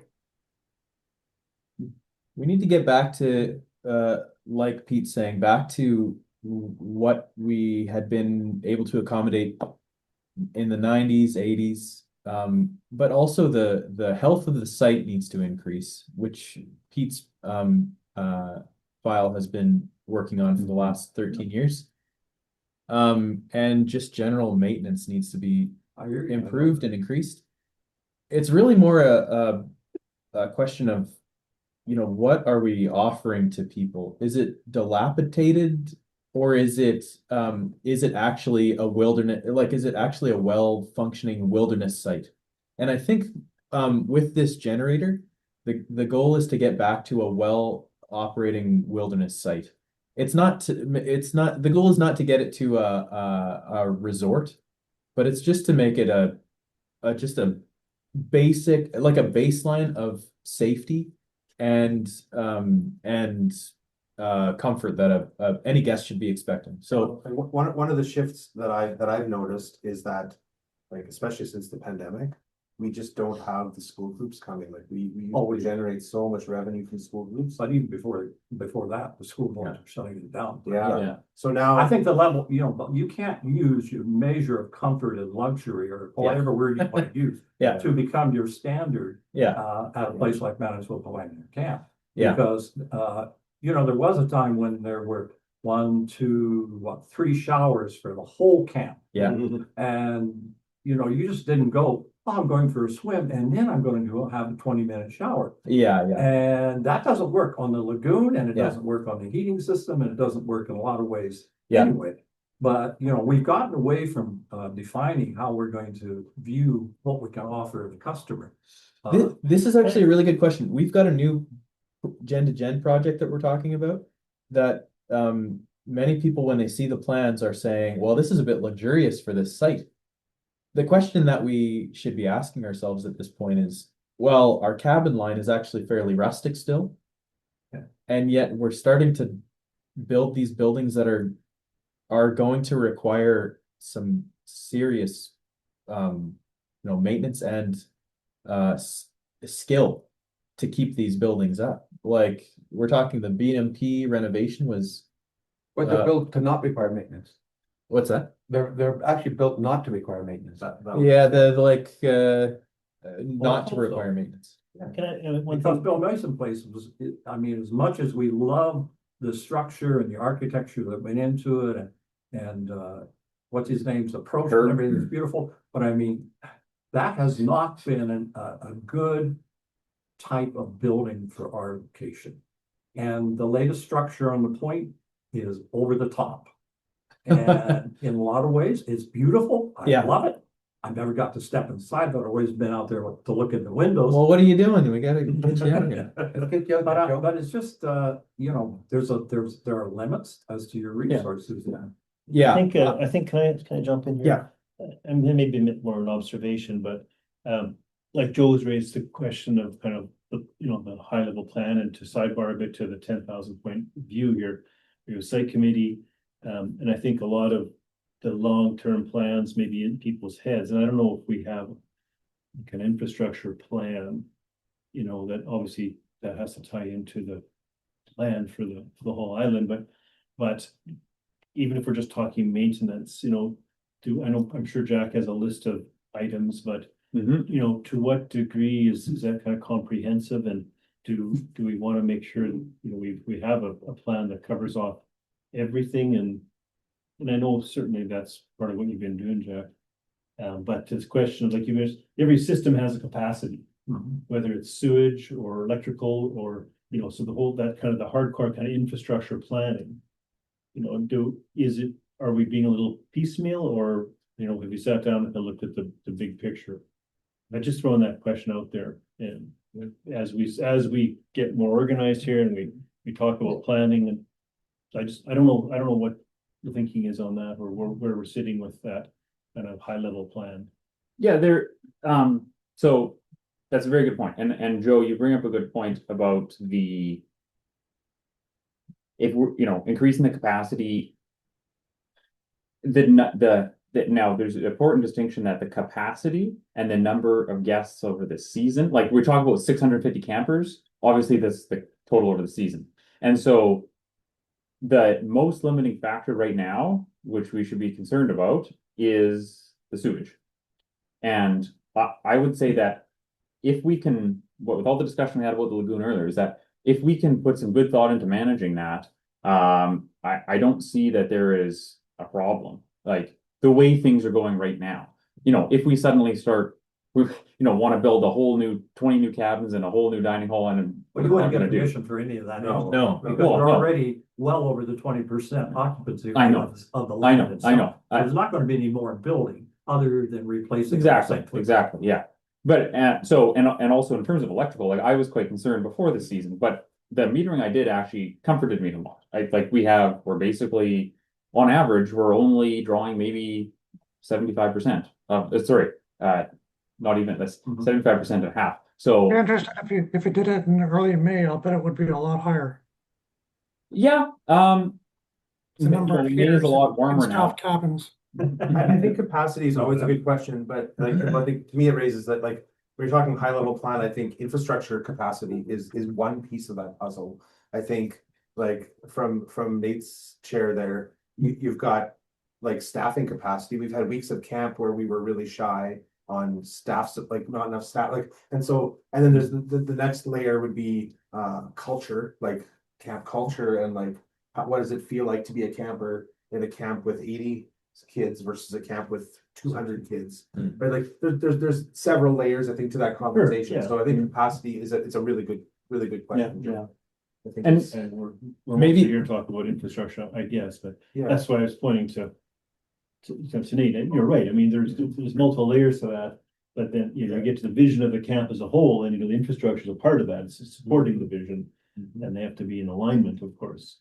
And there is a shift because when I talk about less school groups in spring, I was at camp for 2 weeks in May this year, and we're getting church groups and men's groups and all the groups of people coming through that aren't students, but then it's just increasingly common for people to have CPAP machines. I bring a backup battery with me when I come to camp now because I can't trust the camp electrical system, but I still need to keep breathing.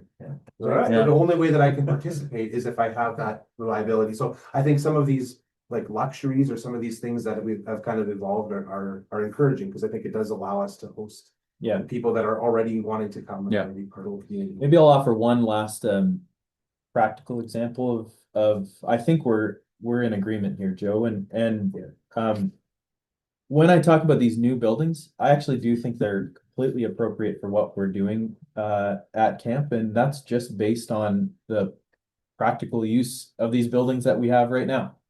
The new building that we have on Bunny Point, we use it every single day, and we use it for That's great. tripping briefs, we use it for chapels, we use it for housing trips while they're waiting to go out.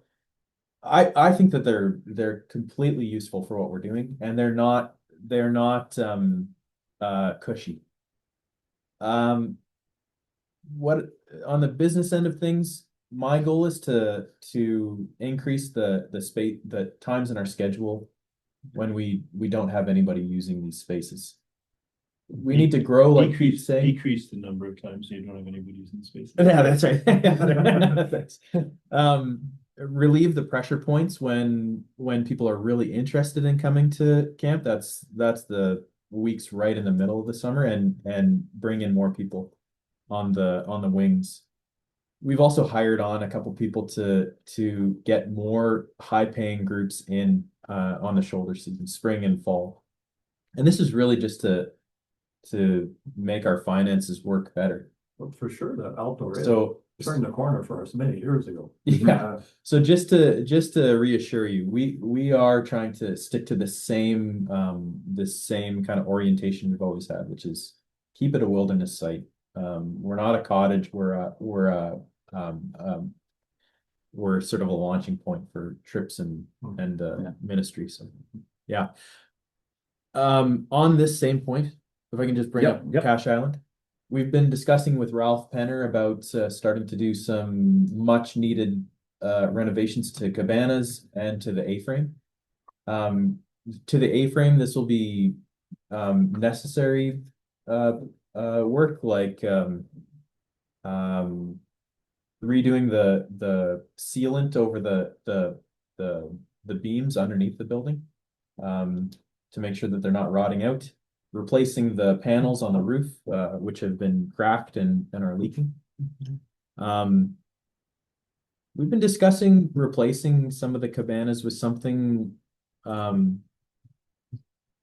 something more like a cottage or like a cabin that could be used 3 seasons. And that way we could have like fishing retreats, go out to the island and stay with some sort of probably some sort of wood heating wood-fired stove system in them. But we're talking about starting with 2 of the cabanas, replacing 2 of the cabanas with somewhat upgraded accommodations. Ralph is wanting to come out for May and June. And so we've started talking about what those accommodations might be like. We would actually like to keep Cash more rustic on the more rustic end of things rather than starting to add more electricity or power. But that might mean adding a tent kitchen because we can't add a kitchen to the A-frame. So that's one of the projects we're talking about. As far as increasing guest offerings, that's one of the things we're going to be doing. Do we want to focus, just quickly turn to the future gen to gen, just a brief overview on that? Yeah, future gen to gen. We've already have we have a large donation. The next project, which will be replacing the housing project on Bunny Point, typically called the Chalet Complex. As far as I know, it's got 4 corners. One of the changes is that only 4 in terms of design. It's reassuring. And they're all at 90 degrees. Yeah, And stray balls between them. yeah. Oh, no, yeah. We're all concave. That's gonna be in memory and in memory of Jesse Maddies, I will say that much. And we're waiting, so one of the updates is that Nathan will probably say, underline this point. We wanted to launch that this fall, but we're gonna wait till January. Because frankly, there's budgetary concerns that we need to make on our operating budget before people designate money to that next build. But just having said that, we've got a great start on the funds that have already come in and my $50,000 surplus on Bill Mason Place. So it'll be launched in January and hoping the funding comes in to possibly tear down the old chalet building on the ice or late spring, late winter, early spring. And I'd love to start building it this spring or certainly fall. So we are talking with we are working on the plans, and I've seen various options on the plans. And Calvin Bennett, our supervisor, and I'm glad he's there to kind of have final say on the plans. We've always had this tension at camp that has actually come up at this meeting. People look at Bill Mason Place, and it's kind of cool that you have this one up there, Jack. People look at Bill Mason Place that was built 37 years ago, and that was in my first year. We had people leave the site committee because they didn't think it should have a curved deck that actually you can see right there. And so they said, well, that's kind of pointless. And why do we have to do it that way? So they left the site committee. I don't think it's worth leaving the site committee over. But it might have been a bit easier to make it rectangle. I don't know. I think people like Bill Mason Place the way it is, overlooking the lake. But that will always hold that intention. I mean, as I've built also the building on Bunny Point that we call the Ship to replace the staff lounge. 10 people would give me 10 different opinions. I do know that when they walk into it now, they say, what a nice building. And nobody, like, maybe 1% says, oh, why didn't you save some money here? 95% or 98% say, this is really nice. So does it aid our worship? I think it does. It aids our worship when we're there. I think it could generate business. And so now that's my few comments on that philosophical tension that we all hold. Yeah, I'm ready to start the next building project for Generation to Generation in memory of Jesse Matties. I would say maybe you can start talking about that. I'm hoping to launch it with a lot of impact in January. So maybe not necessarily as a surprise, but it will be in memory of Jesse Matties. We're planning a music night. And the Matties family are on board, and they'll be contributing some resources to the project if we do it in memory of Jesse.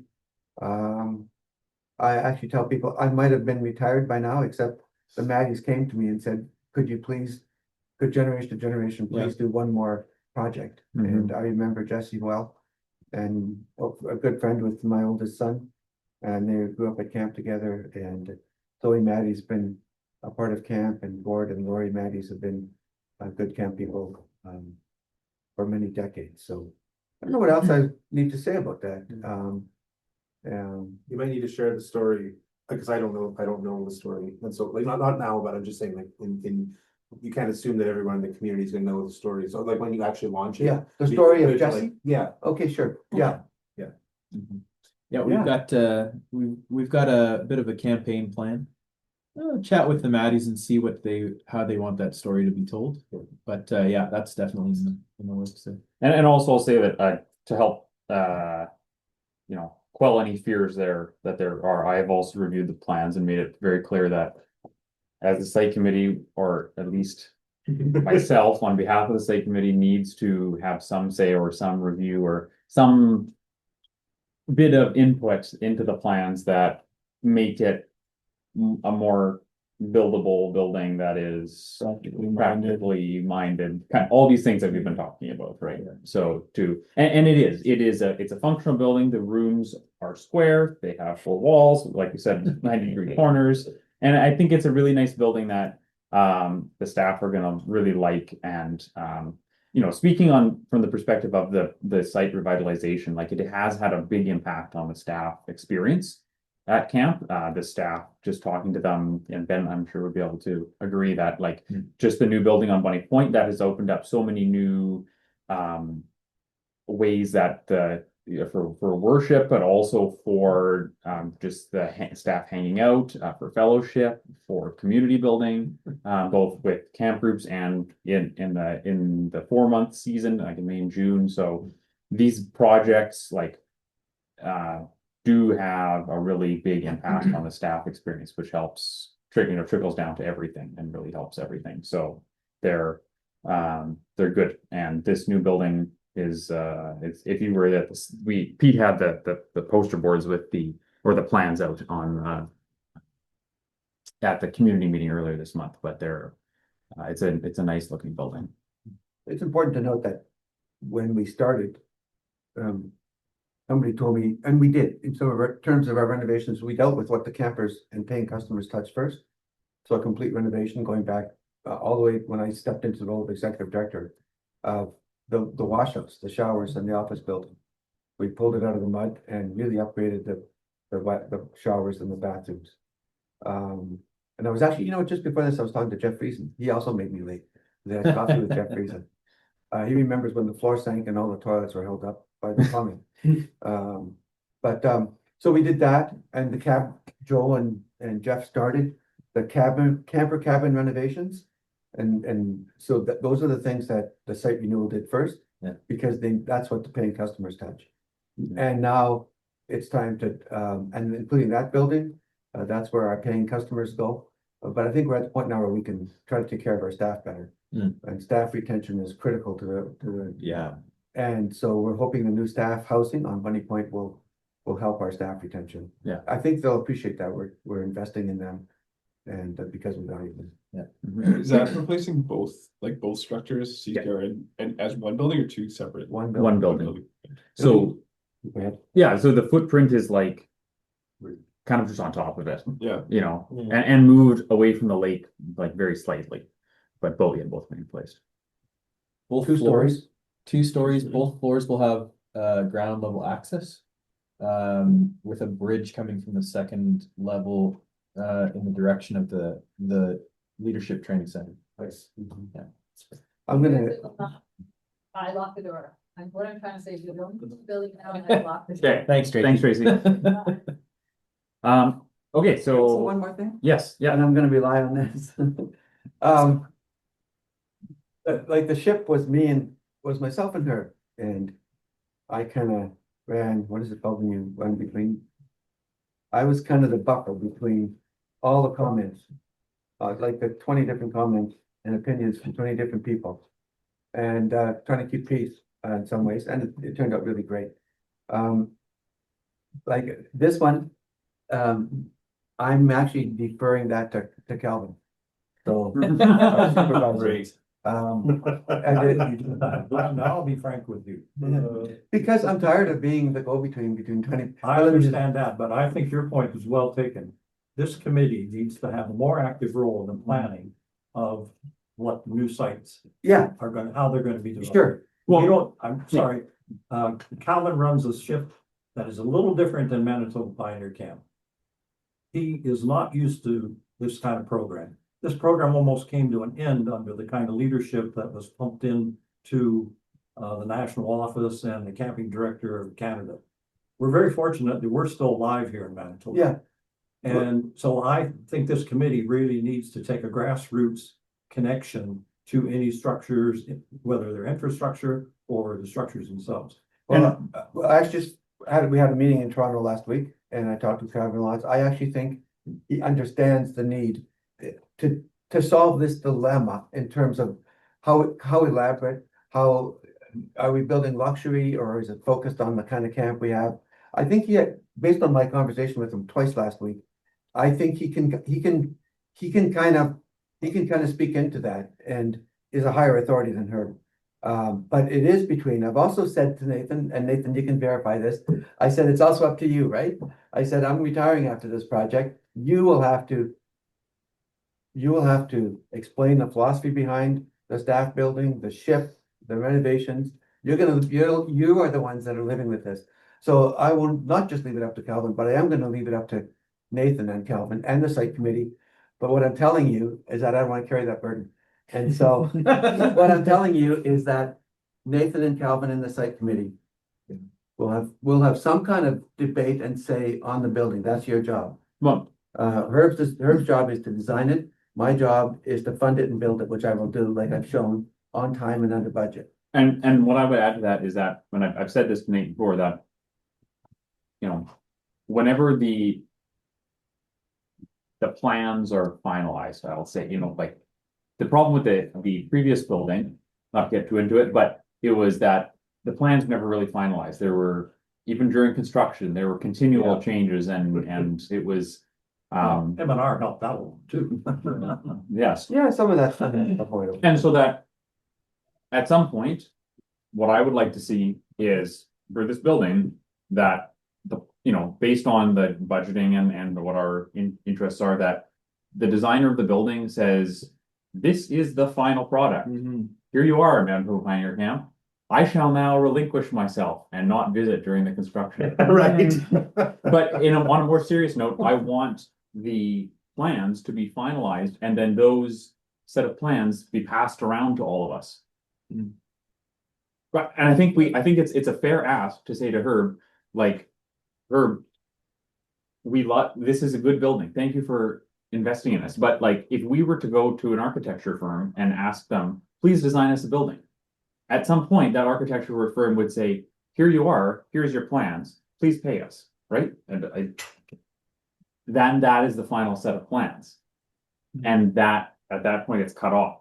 Yeah. And I think at some point, then that set of, that set of plans would be what we fundraise on. And I think that's what needs to happen here. And a lot of these problems that we had were because there was no set design and people had comments and changes on this and it was constantly changing. So I like, that's what I would like to treat see. it like an engineering project. I mean, you gotta have. Exactly. You gotta have roles, responsibilities and schedule and deliverables and all that. There's a reason things were organized that way. Yeah, and fine, I'll build it and fund it on time, under budget. Yeah. And you and Nathan and whoever else you want to include can work this out with her. No, I understand that. One thing as a newcomer, I just started here in 2020. I hear a lot of the stories about how things went in the past. And we've got all the same people who are giving more than they should be giving of themselves to these kinds of projects. And what I would like to see moving into this next project is that it's well organized. It's to the spirit of the camp, and we're moving into the future. Not only us, but also the IVCF leadership board. I've heard these stories. I just want to say, Pete and I were at these meetings recently, and the one comment that came from everybody I talked to who came before me before 2020 was things just are not the way they used to be around here, and in a good way. Like the leadership of the IVCF national group is just fundamentally different, and that's not to say that we're just going to hand things off now. We run this place. But I think that there's a different kind of partnership happening here between us and this national board. So I'd like to make sure that we're being more transparent about how we're going about this process. It is funny for me to sit in these conversations and and hear these stories about how things have worked in the past. And I just like working with everybody who volunteers at camp, but I appreciate everybody's input. But one thing that needs to happen is that we have clear direction, clear leadership, and a clear plan moving into this project. Pete has kicked this off here. We've got a really good start to a project, and I think it's going to go well. We'll learn from the past and press on. Yeah, exactly. We'll learn from the past and press on. There's no quit. Yeah. Okay, just in the interest of time, I think we should move into our last topic here, which is the Pioneer 3. So as maybe a video. Do you get that? I could probably pull it up. No, it's just, Yeah, actually, well, no, I'll show some pictures at least. Well, I mean, yeah, I don't have any pictures were impressive. Pete. I have a picture. I'll send you guys the time lapse video of the. It made me think of a Discovery Channel mega movers, like episode. It was awesome. The process of pulling it out of the water, it was stressful. It at first I wasn't sure if they knew what they were doing, but That's a scary thought thought. I had some. yeah, but they got it done there. Did they reserve by the IBA and the fire pump and things like that, or? We still got the IBA Yeah. And the fire pump. and the fire pump. That's good. You know what? Use They this year. are maybe pass that around there, Ben. To see what we did for the IBA. They're having trouble with the permitting for their barge there. And so I don't actually know if they're gonna be able to continue to use that. What are you talking about, sir? The bar? The barge on 39. Oh, like the Amen. Oh, The Amex. Yeah, the Amex. Okay. Oh, nice sunset. Yeah, it's great. So whether they want to buy this or not from us, we'll be able to sell it no matter what, but who we're selling it to, I'm not sure. Yeah. Any other questions about the E3? We got 74.50 for it. And you had to pay for the pull-out? Yes. Okay. Yeah, The price was significantly increased because Well, we just couldn't get it to Kenora. No. We got a good deal on a craning service. And so we spent about 8,500 on that. They gave us a discount off of an already significant discount. So So our net's around 68. A few fun facts. The guy that bought it came to see it before we loaded it. He actually bought it without seeing it last year, only more than a year ago, because it perfectly suited the need. They needed a steel boat with a diesel engine to provide supplies to Barron's Land First Nations. And so he came out to look at it in the summer. And first thing he wanted to look at was the size of the fuel tanks. And I said, they're huge. We only have to fill them once a year. And he goes down, he really liked the boat. It was actually replacing a tugboat that they need for the same reason. They are dependent on water on boats in the summer and ice road in the winter. So he said the fuel tanks, this boats are way too small. And I said, well, we only go 45 minutes one way and back. I said, how long a trip for you? Do you need the boat to go to Brochet where they pick up supplies and back? He said 20 hours. That's what I was thinking of. For him, those tanks aren't big enough. no. 10 hours one way, load up, 10 hours back. And 90 gallons per tank. by the time they got it, was it September, till the time it freezes, it would go nonstop. Yeah. They would go 20 hours back, 20 hours there and back, 20 hours there and back, 20 hours there and back. Because they're behind in their supplies. I think they can fly supplies in, but it's just way too expensive. So it's a perfect boat for them. It's longer than the one it's replacing. He liked the size of the front hold. They can put a bedroom down there for the drivers and be very comfortable. And that's what he said. He also said it'll get heavy use compared to his. He says they won't only fill the boat up. They'll fill the boat up and then it'll pull a barge we'll have a semi truck on it. The trailer, the tractor, I mean. Yeah. And he said, I said, wow, that's slightly heavy use. He said, I said, what if that old engine doesn't last? He said, I'll just buy a cat engine and put it in. That was our second thought. That's excellent. So I think we're fortunate that we got kind of the right person, I would say, the right people to buy it, and just took some time, but the entire sale was accommodated solely through Facebook Messenger. Nothing fancy. Yeah. Wow. Yeah. Wow. And the attempt through Ash Rapids where we grounded. Yeah. Was there no damage issues? Not after that? significant. They were repairable. It just took a lot of time. We paid Carl $1,500 to tow us back, tow us out actually. And it was a shear pin that we had to replace. Well, and a little bit of damage on the prop. Oh, that's right. On the prop. Okay. Which broke the shear pin. That's right. But we had a spare prop that we gave them as well. Okay. Oh, those fishermen were not happy. Oh my They were gosh. blocking up the hole. Oh man.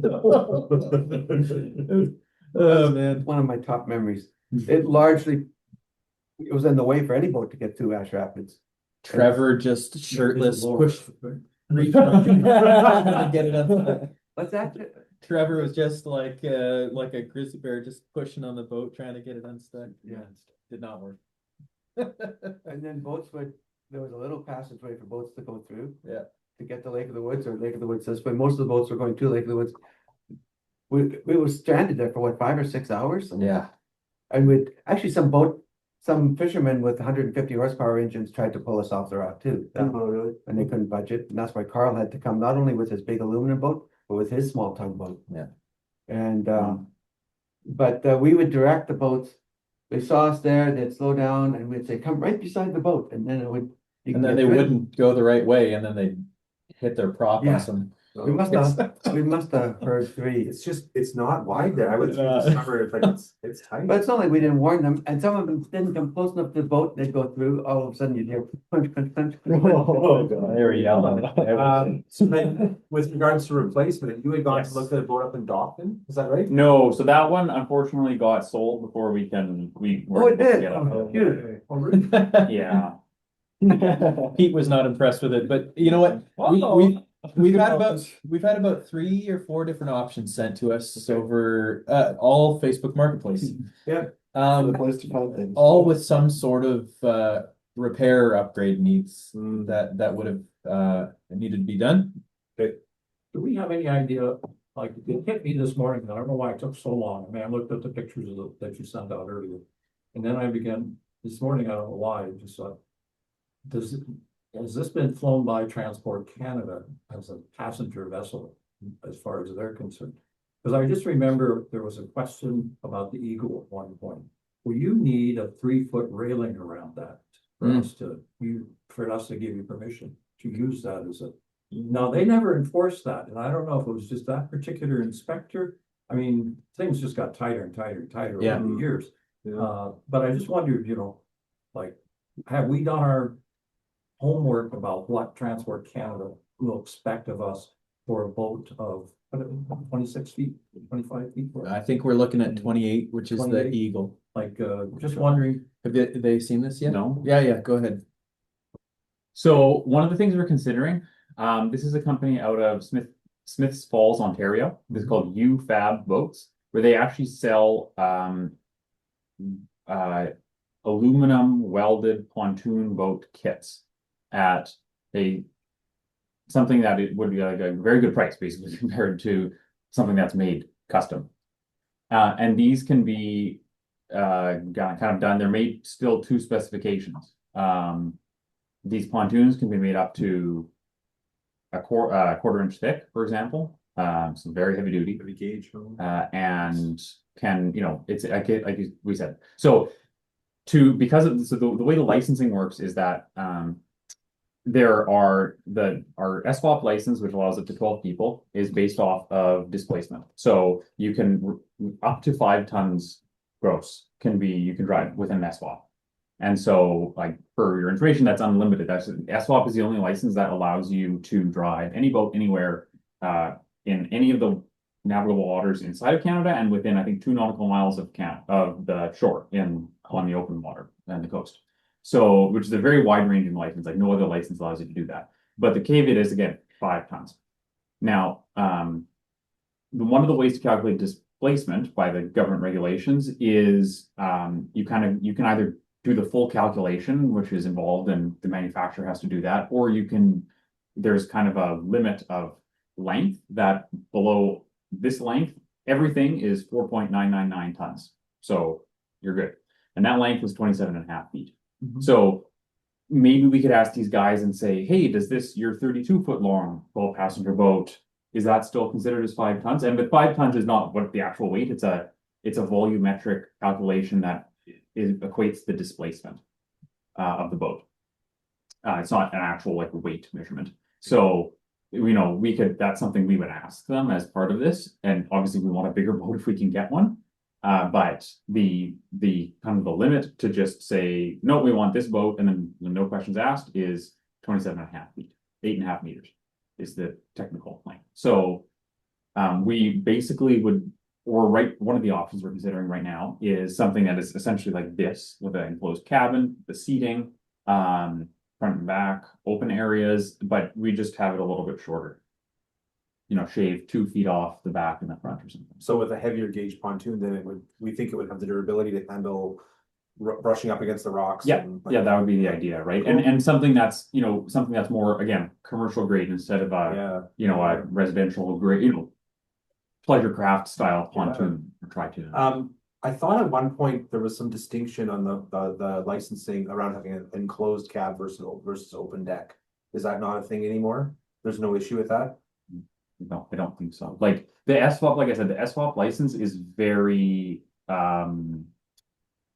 universal almost. Is any vessel, as long as it's less than 5 tons, anywhere Could Transport Canada accept that kind of a, These guys build, for our boats. purposes? I mean, Transport Canada, you know, evaluating us using this boat for passenger and supplies, would they accept this as a? The Transport Canada regulations, because it's an SFOP vessel, like a vessel used by an SFOP, are much lower. Because they don't need, there's not very much regulation around, like my understanding, that Pete, Nate, correct me if I'm wrong. But aside from registering it with Ontario, like Transport Canada doesn't actually inspect the Eagle. No, never had.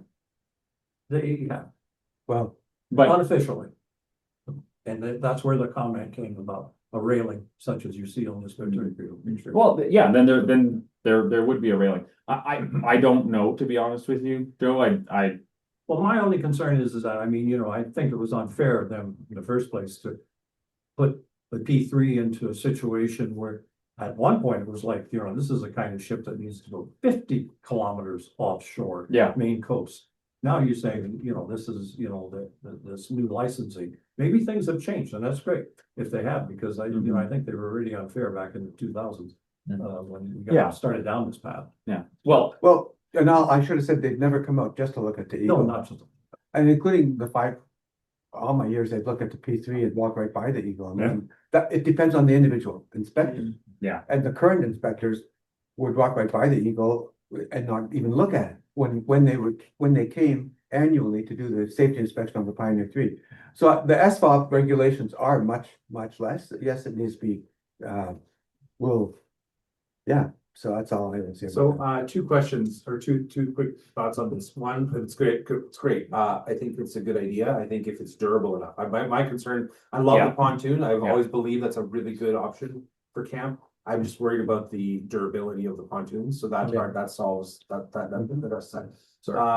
If we're gonna do something like this, I have two comments. One would be making sure that any open floor space that we're set up to lash luggage, because we're gonna be always tight for luggage space, no matter how we build this.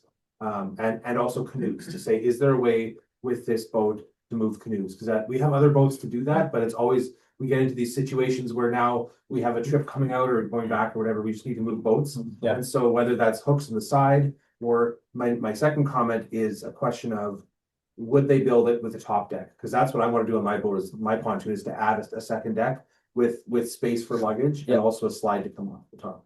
Write down that ufabboats.com and take a look at what they have to offer. Do they have options? It's incredible. I'm looking at it now. It's incredible. this is just like literally they can build anything. This is just a concept. Like here, Justin, I'll show you as a Likely what they would example. do is This is send us the ridiculous. Oh, components. sure. Okay. What they would do is send us the components of the boat, and then we would actually put it together. Assemble it. Okay. Or they can assemble it there and sell us a trailer. And again, I don't know, again, it gets tricky with Transport Canada. I don't know that we can put like passengers full-time on the roof, but that's a ton of like cargo space, like for canoes or like, and then again, one of the three functions of the P3 for us was programming. Yeah. And so the option to put a slide off of a boat like this. Yes. I think You're huge. It's like you've heard our conversations. Okay. Okay, good. They have Should be said. I think in some of the concept pages they've got canoe transport. Oh yeah, they have that actually. Especially though was a 57-foot boat though. Yes. So on the 32-foot package, you can add so they're willing to sell us anything that we want to pay. Yeah, well, there's lots of people would be like to do that. But I think the important thing is they have a lot of options, and they wanna work with us to put something together that works for our site. Is it called UFAB because they sent us the kit and we weld it? They've got options for either sending us the implements and we put it together, or they manufacture it. I don't think it's any welding on site. I think it's all just bolt, nut and bolt. They've done all the welding. They've done all the weld. I think the idea is they have a big shop. They manufacture all the. If we punch a hole in the side of one of these pontoons, we could actually have a spare pontoon on site. You know, it's that. However, if it was welding, Gunther Welding would weld it. Or this guy right here. Or you guys. I do think that if I would just say that kits can be great, but sometimes they can be challenging, and as eager as we might be to like, yeah, let's get a kit and like, let's all have a building party and build a boat. There are some potential challenges with that. And so depending what the cost is for them to have it just done and we just ship it out here or Yeah. go with our trailer and pick it up, I would think seriously Yeah, about that as an I mean, option. for example, we've got one major project we'd like to start next year. How many projects can we actually put into our very narrow windowed schedule? So I think you're right, Justin, about that. Yeah, Does this need a naval architect, like, no. a licensing? I mean, that's what the P3 was going through. Yeah, so again, the P3 was of a class because because of the displacement, it required a limited masters. Because it required a limited masters, it required all this Okay, other thanks stuff. for clarifying. Yeah. So it kind of comes down, it all starts with the displacement, and that's where they look and say, okay, what's the displacement? Five tons? Okay, you're good, or we don't even care. That's really That's the bottom line. that's the bottom line is, Okay, and it's, if they say 12 people, okay, no, you're good, do whatever you want, kind of thing. That's cool. So, and I will say that like, this is not, I really wanted to bring this up today to have kind of a good discussion about this, and this is not the only, thing we're option. Like there's a company actually right here, they're in somewhere in Manitoba called Wolverine Boat Works. And it's very similar to ZagFab. It's just this guy who owns it is actually a naval architect by trade, but he's also a fabricator. So he builds all kinds of stuff. Nice and durable too. Himself. And where was the other one here? Here. This one. He builds boats for the OPP and RCMP. So fully enclosed, kind of stuff like this. There's a guy in Reddit that used to do, that does this. Okay, yeah. Yeah, so he's built, I was telling somebody about that, the fan boats for like. Oh, yes, yeah, Everglades. I remember you saying, yeah. He's done that for the OPP for their shoulder season. They got 2 rescue boats because of that. One of the benefits of a pontoon that we've been finding is that in the later season, when we're sort of transitioning back to the city, we can actually leave the pontoon there and not worry about it having a Bilge pump. bilge. We can just leave Yeah. it floating there and trust that it's gonna be all right. So, but it's not everything, you know, we do wanna head into this thinking about what we need into the future. How long does it take for a pontoon to make a round trip? Depends on what size motor you put on there. Well, So the so the camp boat is a 26-foot tri-tune. The camp pontoon is a 26-foot tri-tune. And it has 150 horse Mercury, which would be the max rating for that particular boat.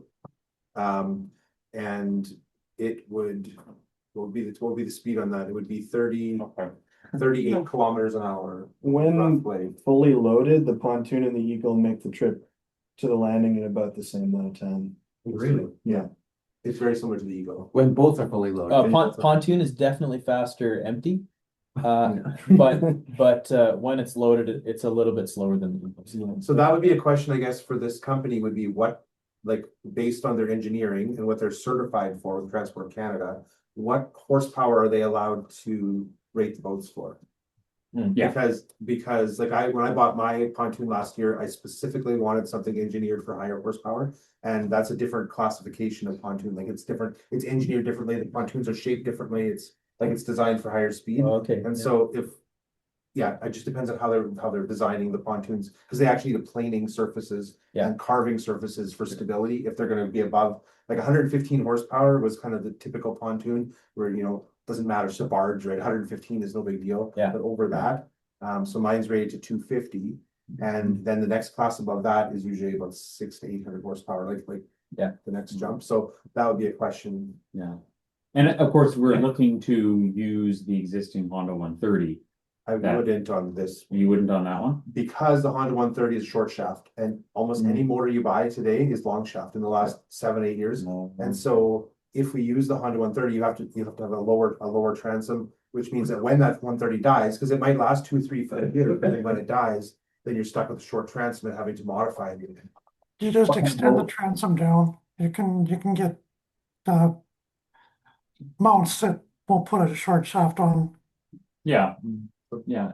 Well, these guys may also have something to say about about a that, right? conversion or something, but it's a heavy motor. Yeah. Like it's the original four-stroke, like that Honda 130 is Yeah. the heaviest four-stroke that you could possibly put on that boat, which may not be in your best interest either. Right. In terms of the like. So what's the cost on that, dude? Uh, I mean, and then it's plus the motor. estimates are between 65 and 100 and Really? just over 100. Just the help. Yeah, that's not bad. Yeah. If we've got questions from the staff about how fast it can go, I've got questions about why have we got those staff. Well, yeah, we're not looking to get a It's speed not a date. water skiing boat. No, but we have to move a lot of people and supplies In short time. in a short time, and the P3 let us do it in one trip, but now we're doing multiple trips with multiple boats. Yeah. And Think about the unloading and loading Lower. difference too. It did the job.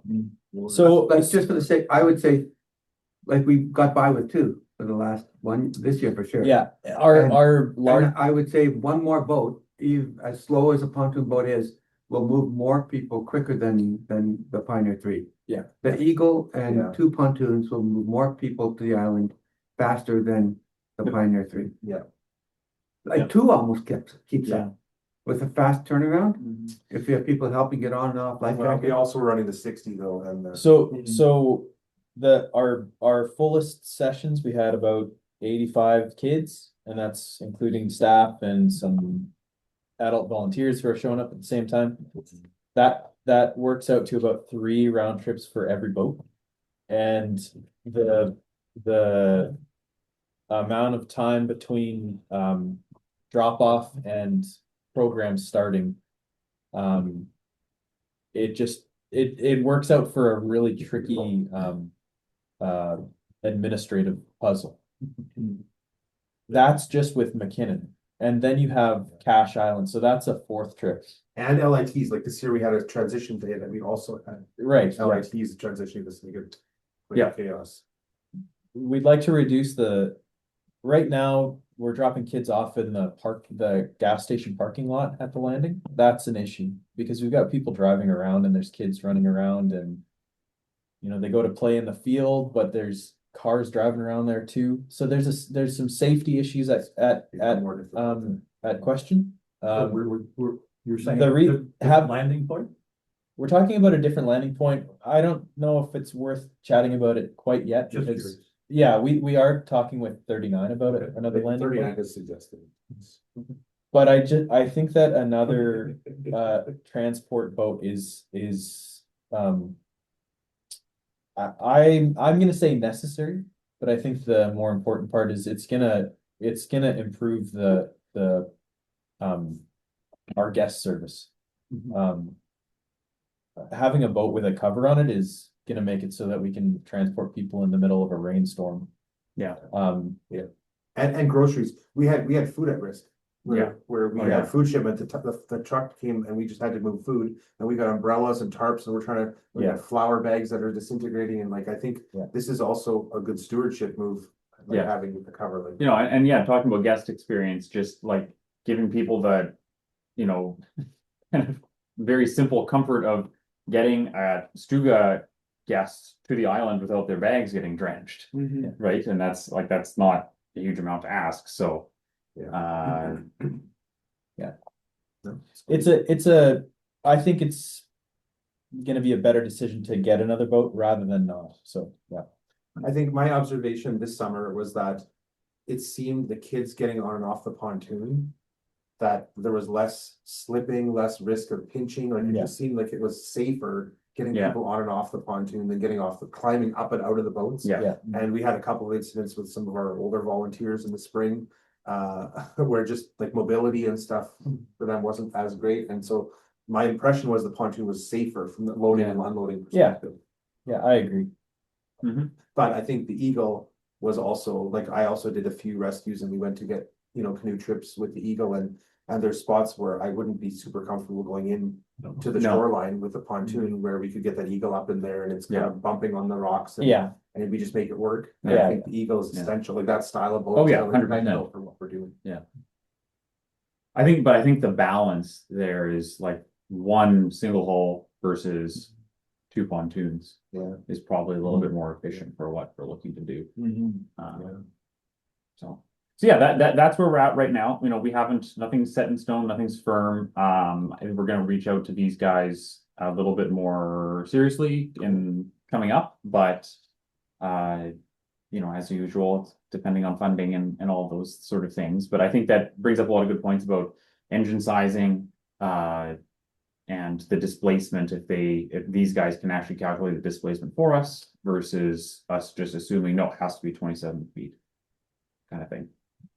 Yeah, and I think if we're gonna order one and customize it, I mean, I'd be happy to have a conversation at that point if you want, but I think just thinking through tie downs, like where we want anchor points and how we're gonna hang canoes and like some of that stuff. Because there's things that they might be very simple in manufacturing to just rivet a few of those things on there. Yeah. Then for us after the fact, trying to find out where they put bracing or you know, do those things. Yeah, totally.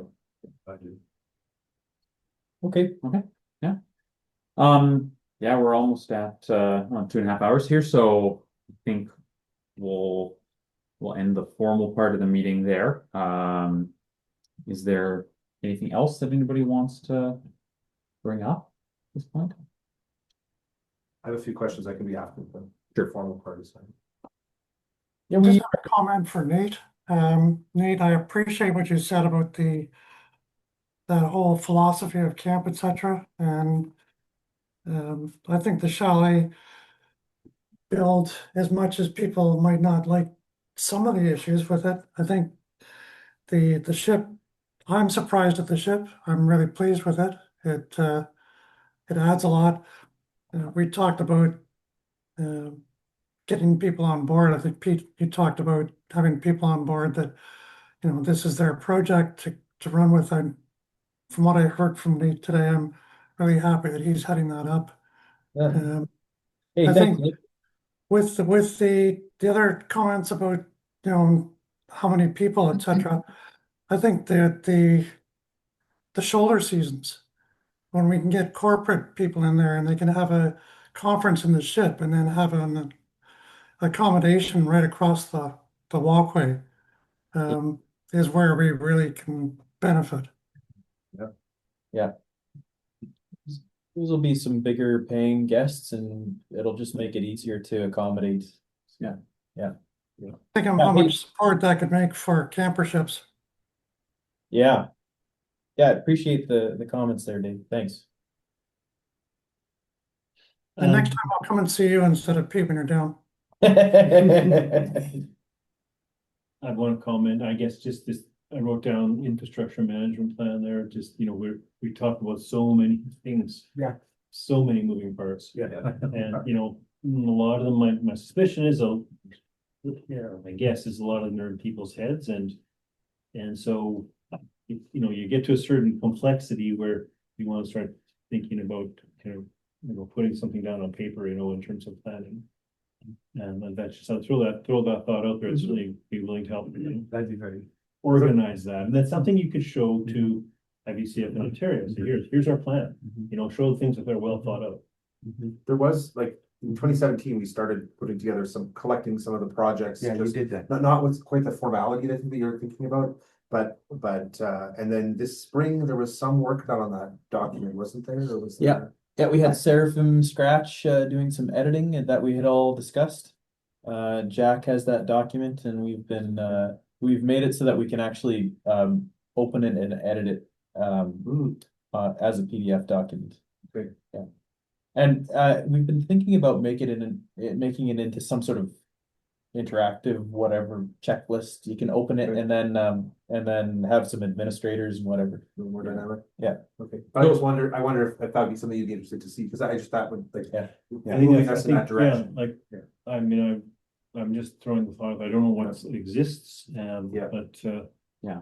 Yeah. So yeah, basically, yes, there is something like that in place. It hasn't been, you know, there's updates every year. Like I have lists that are much more granular. Cabin 12 railing needs painting. This boardwalk step in front of cabin 5 needs replacing. Well, yeah, that's not going to go in the 20-year plan. So we have the big projects plan and yes, so that is existing, but it for sure it can be updated and like for example, all this Lagoon stuff, the Lagoon O&M manual, all that kind of stuff needs to be recorded and that's all there's different levels of granularity. You've got. Yeah, of course. We need 3 breakers and 2 plugs, and then there's the next level, and the higher level would be, okay, this is the capacity of the site. These are the main structures. This is, so you get different levels, and they all kind of they're all internally consistent. Yes. Yeah. Exactly. Yeah, and there was another level, actually, in 2017, we actually talked about some of the philosophy of how we manage some of these things. That speaks to the culture, so that when we're moving down through those layers of granularity. Well, how is it managed? Right. Roles and responsibilities, Yeah. try to tie into, and have to end up tying into kind of the vision for the site as a whole. Yeah. For sure. Okay, thanks, everybody. Cool, thank you. Thank you. Maybe Pete, if you wouldn't mind praying us out, and I've just got I've got some cards for a few folks to hand out before you go. So don't run away right away, but Pete, if you would. Yeah, sure. Mind.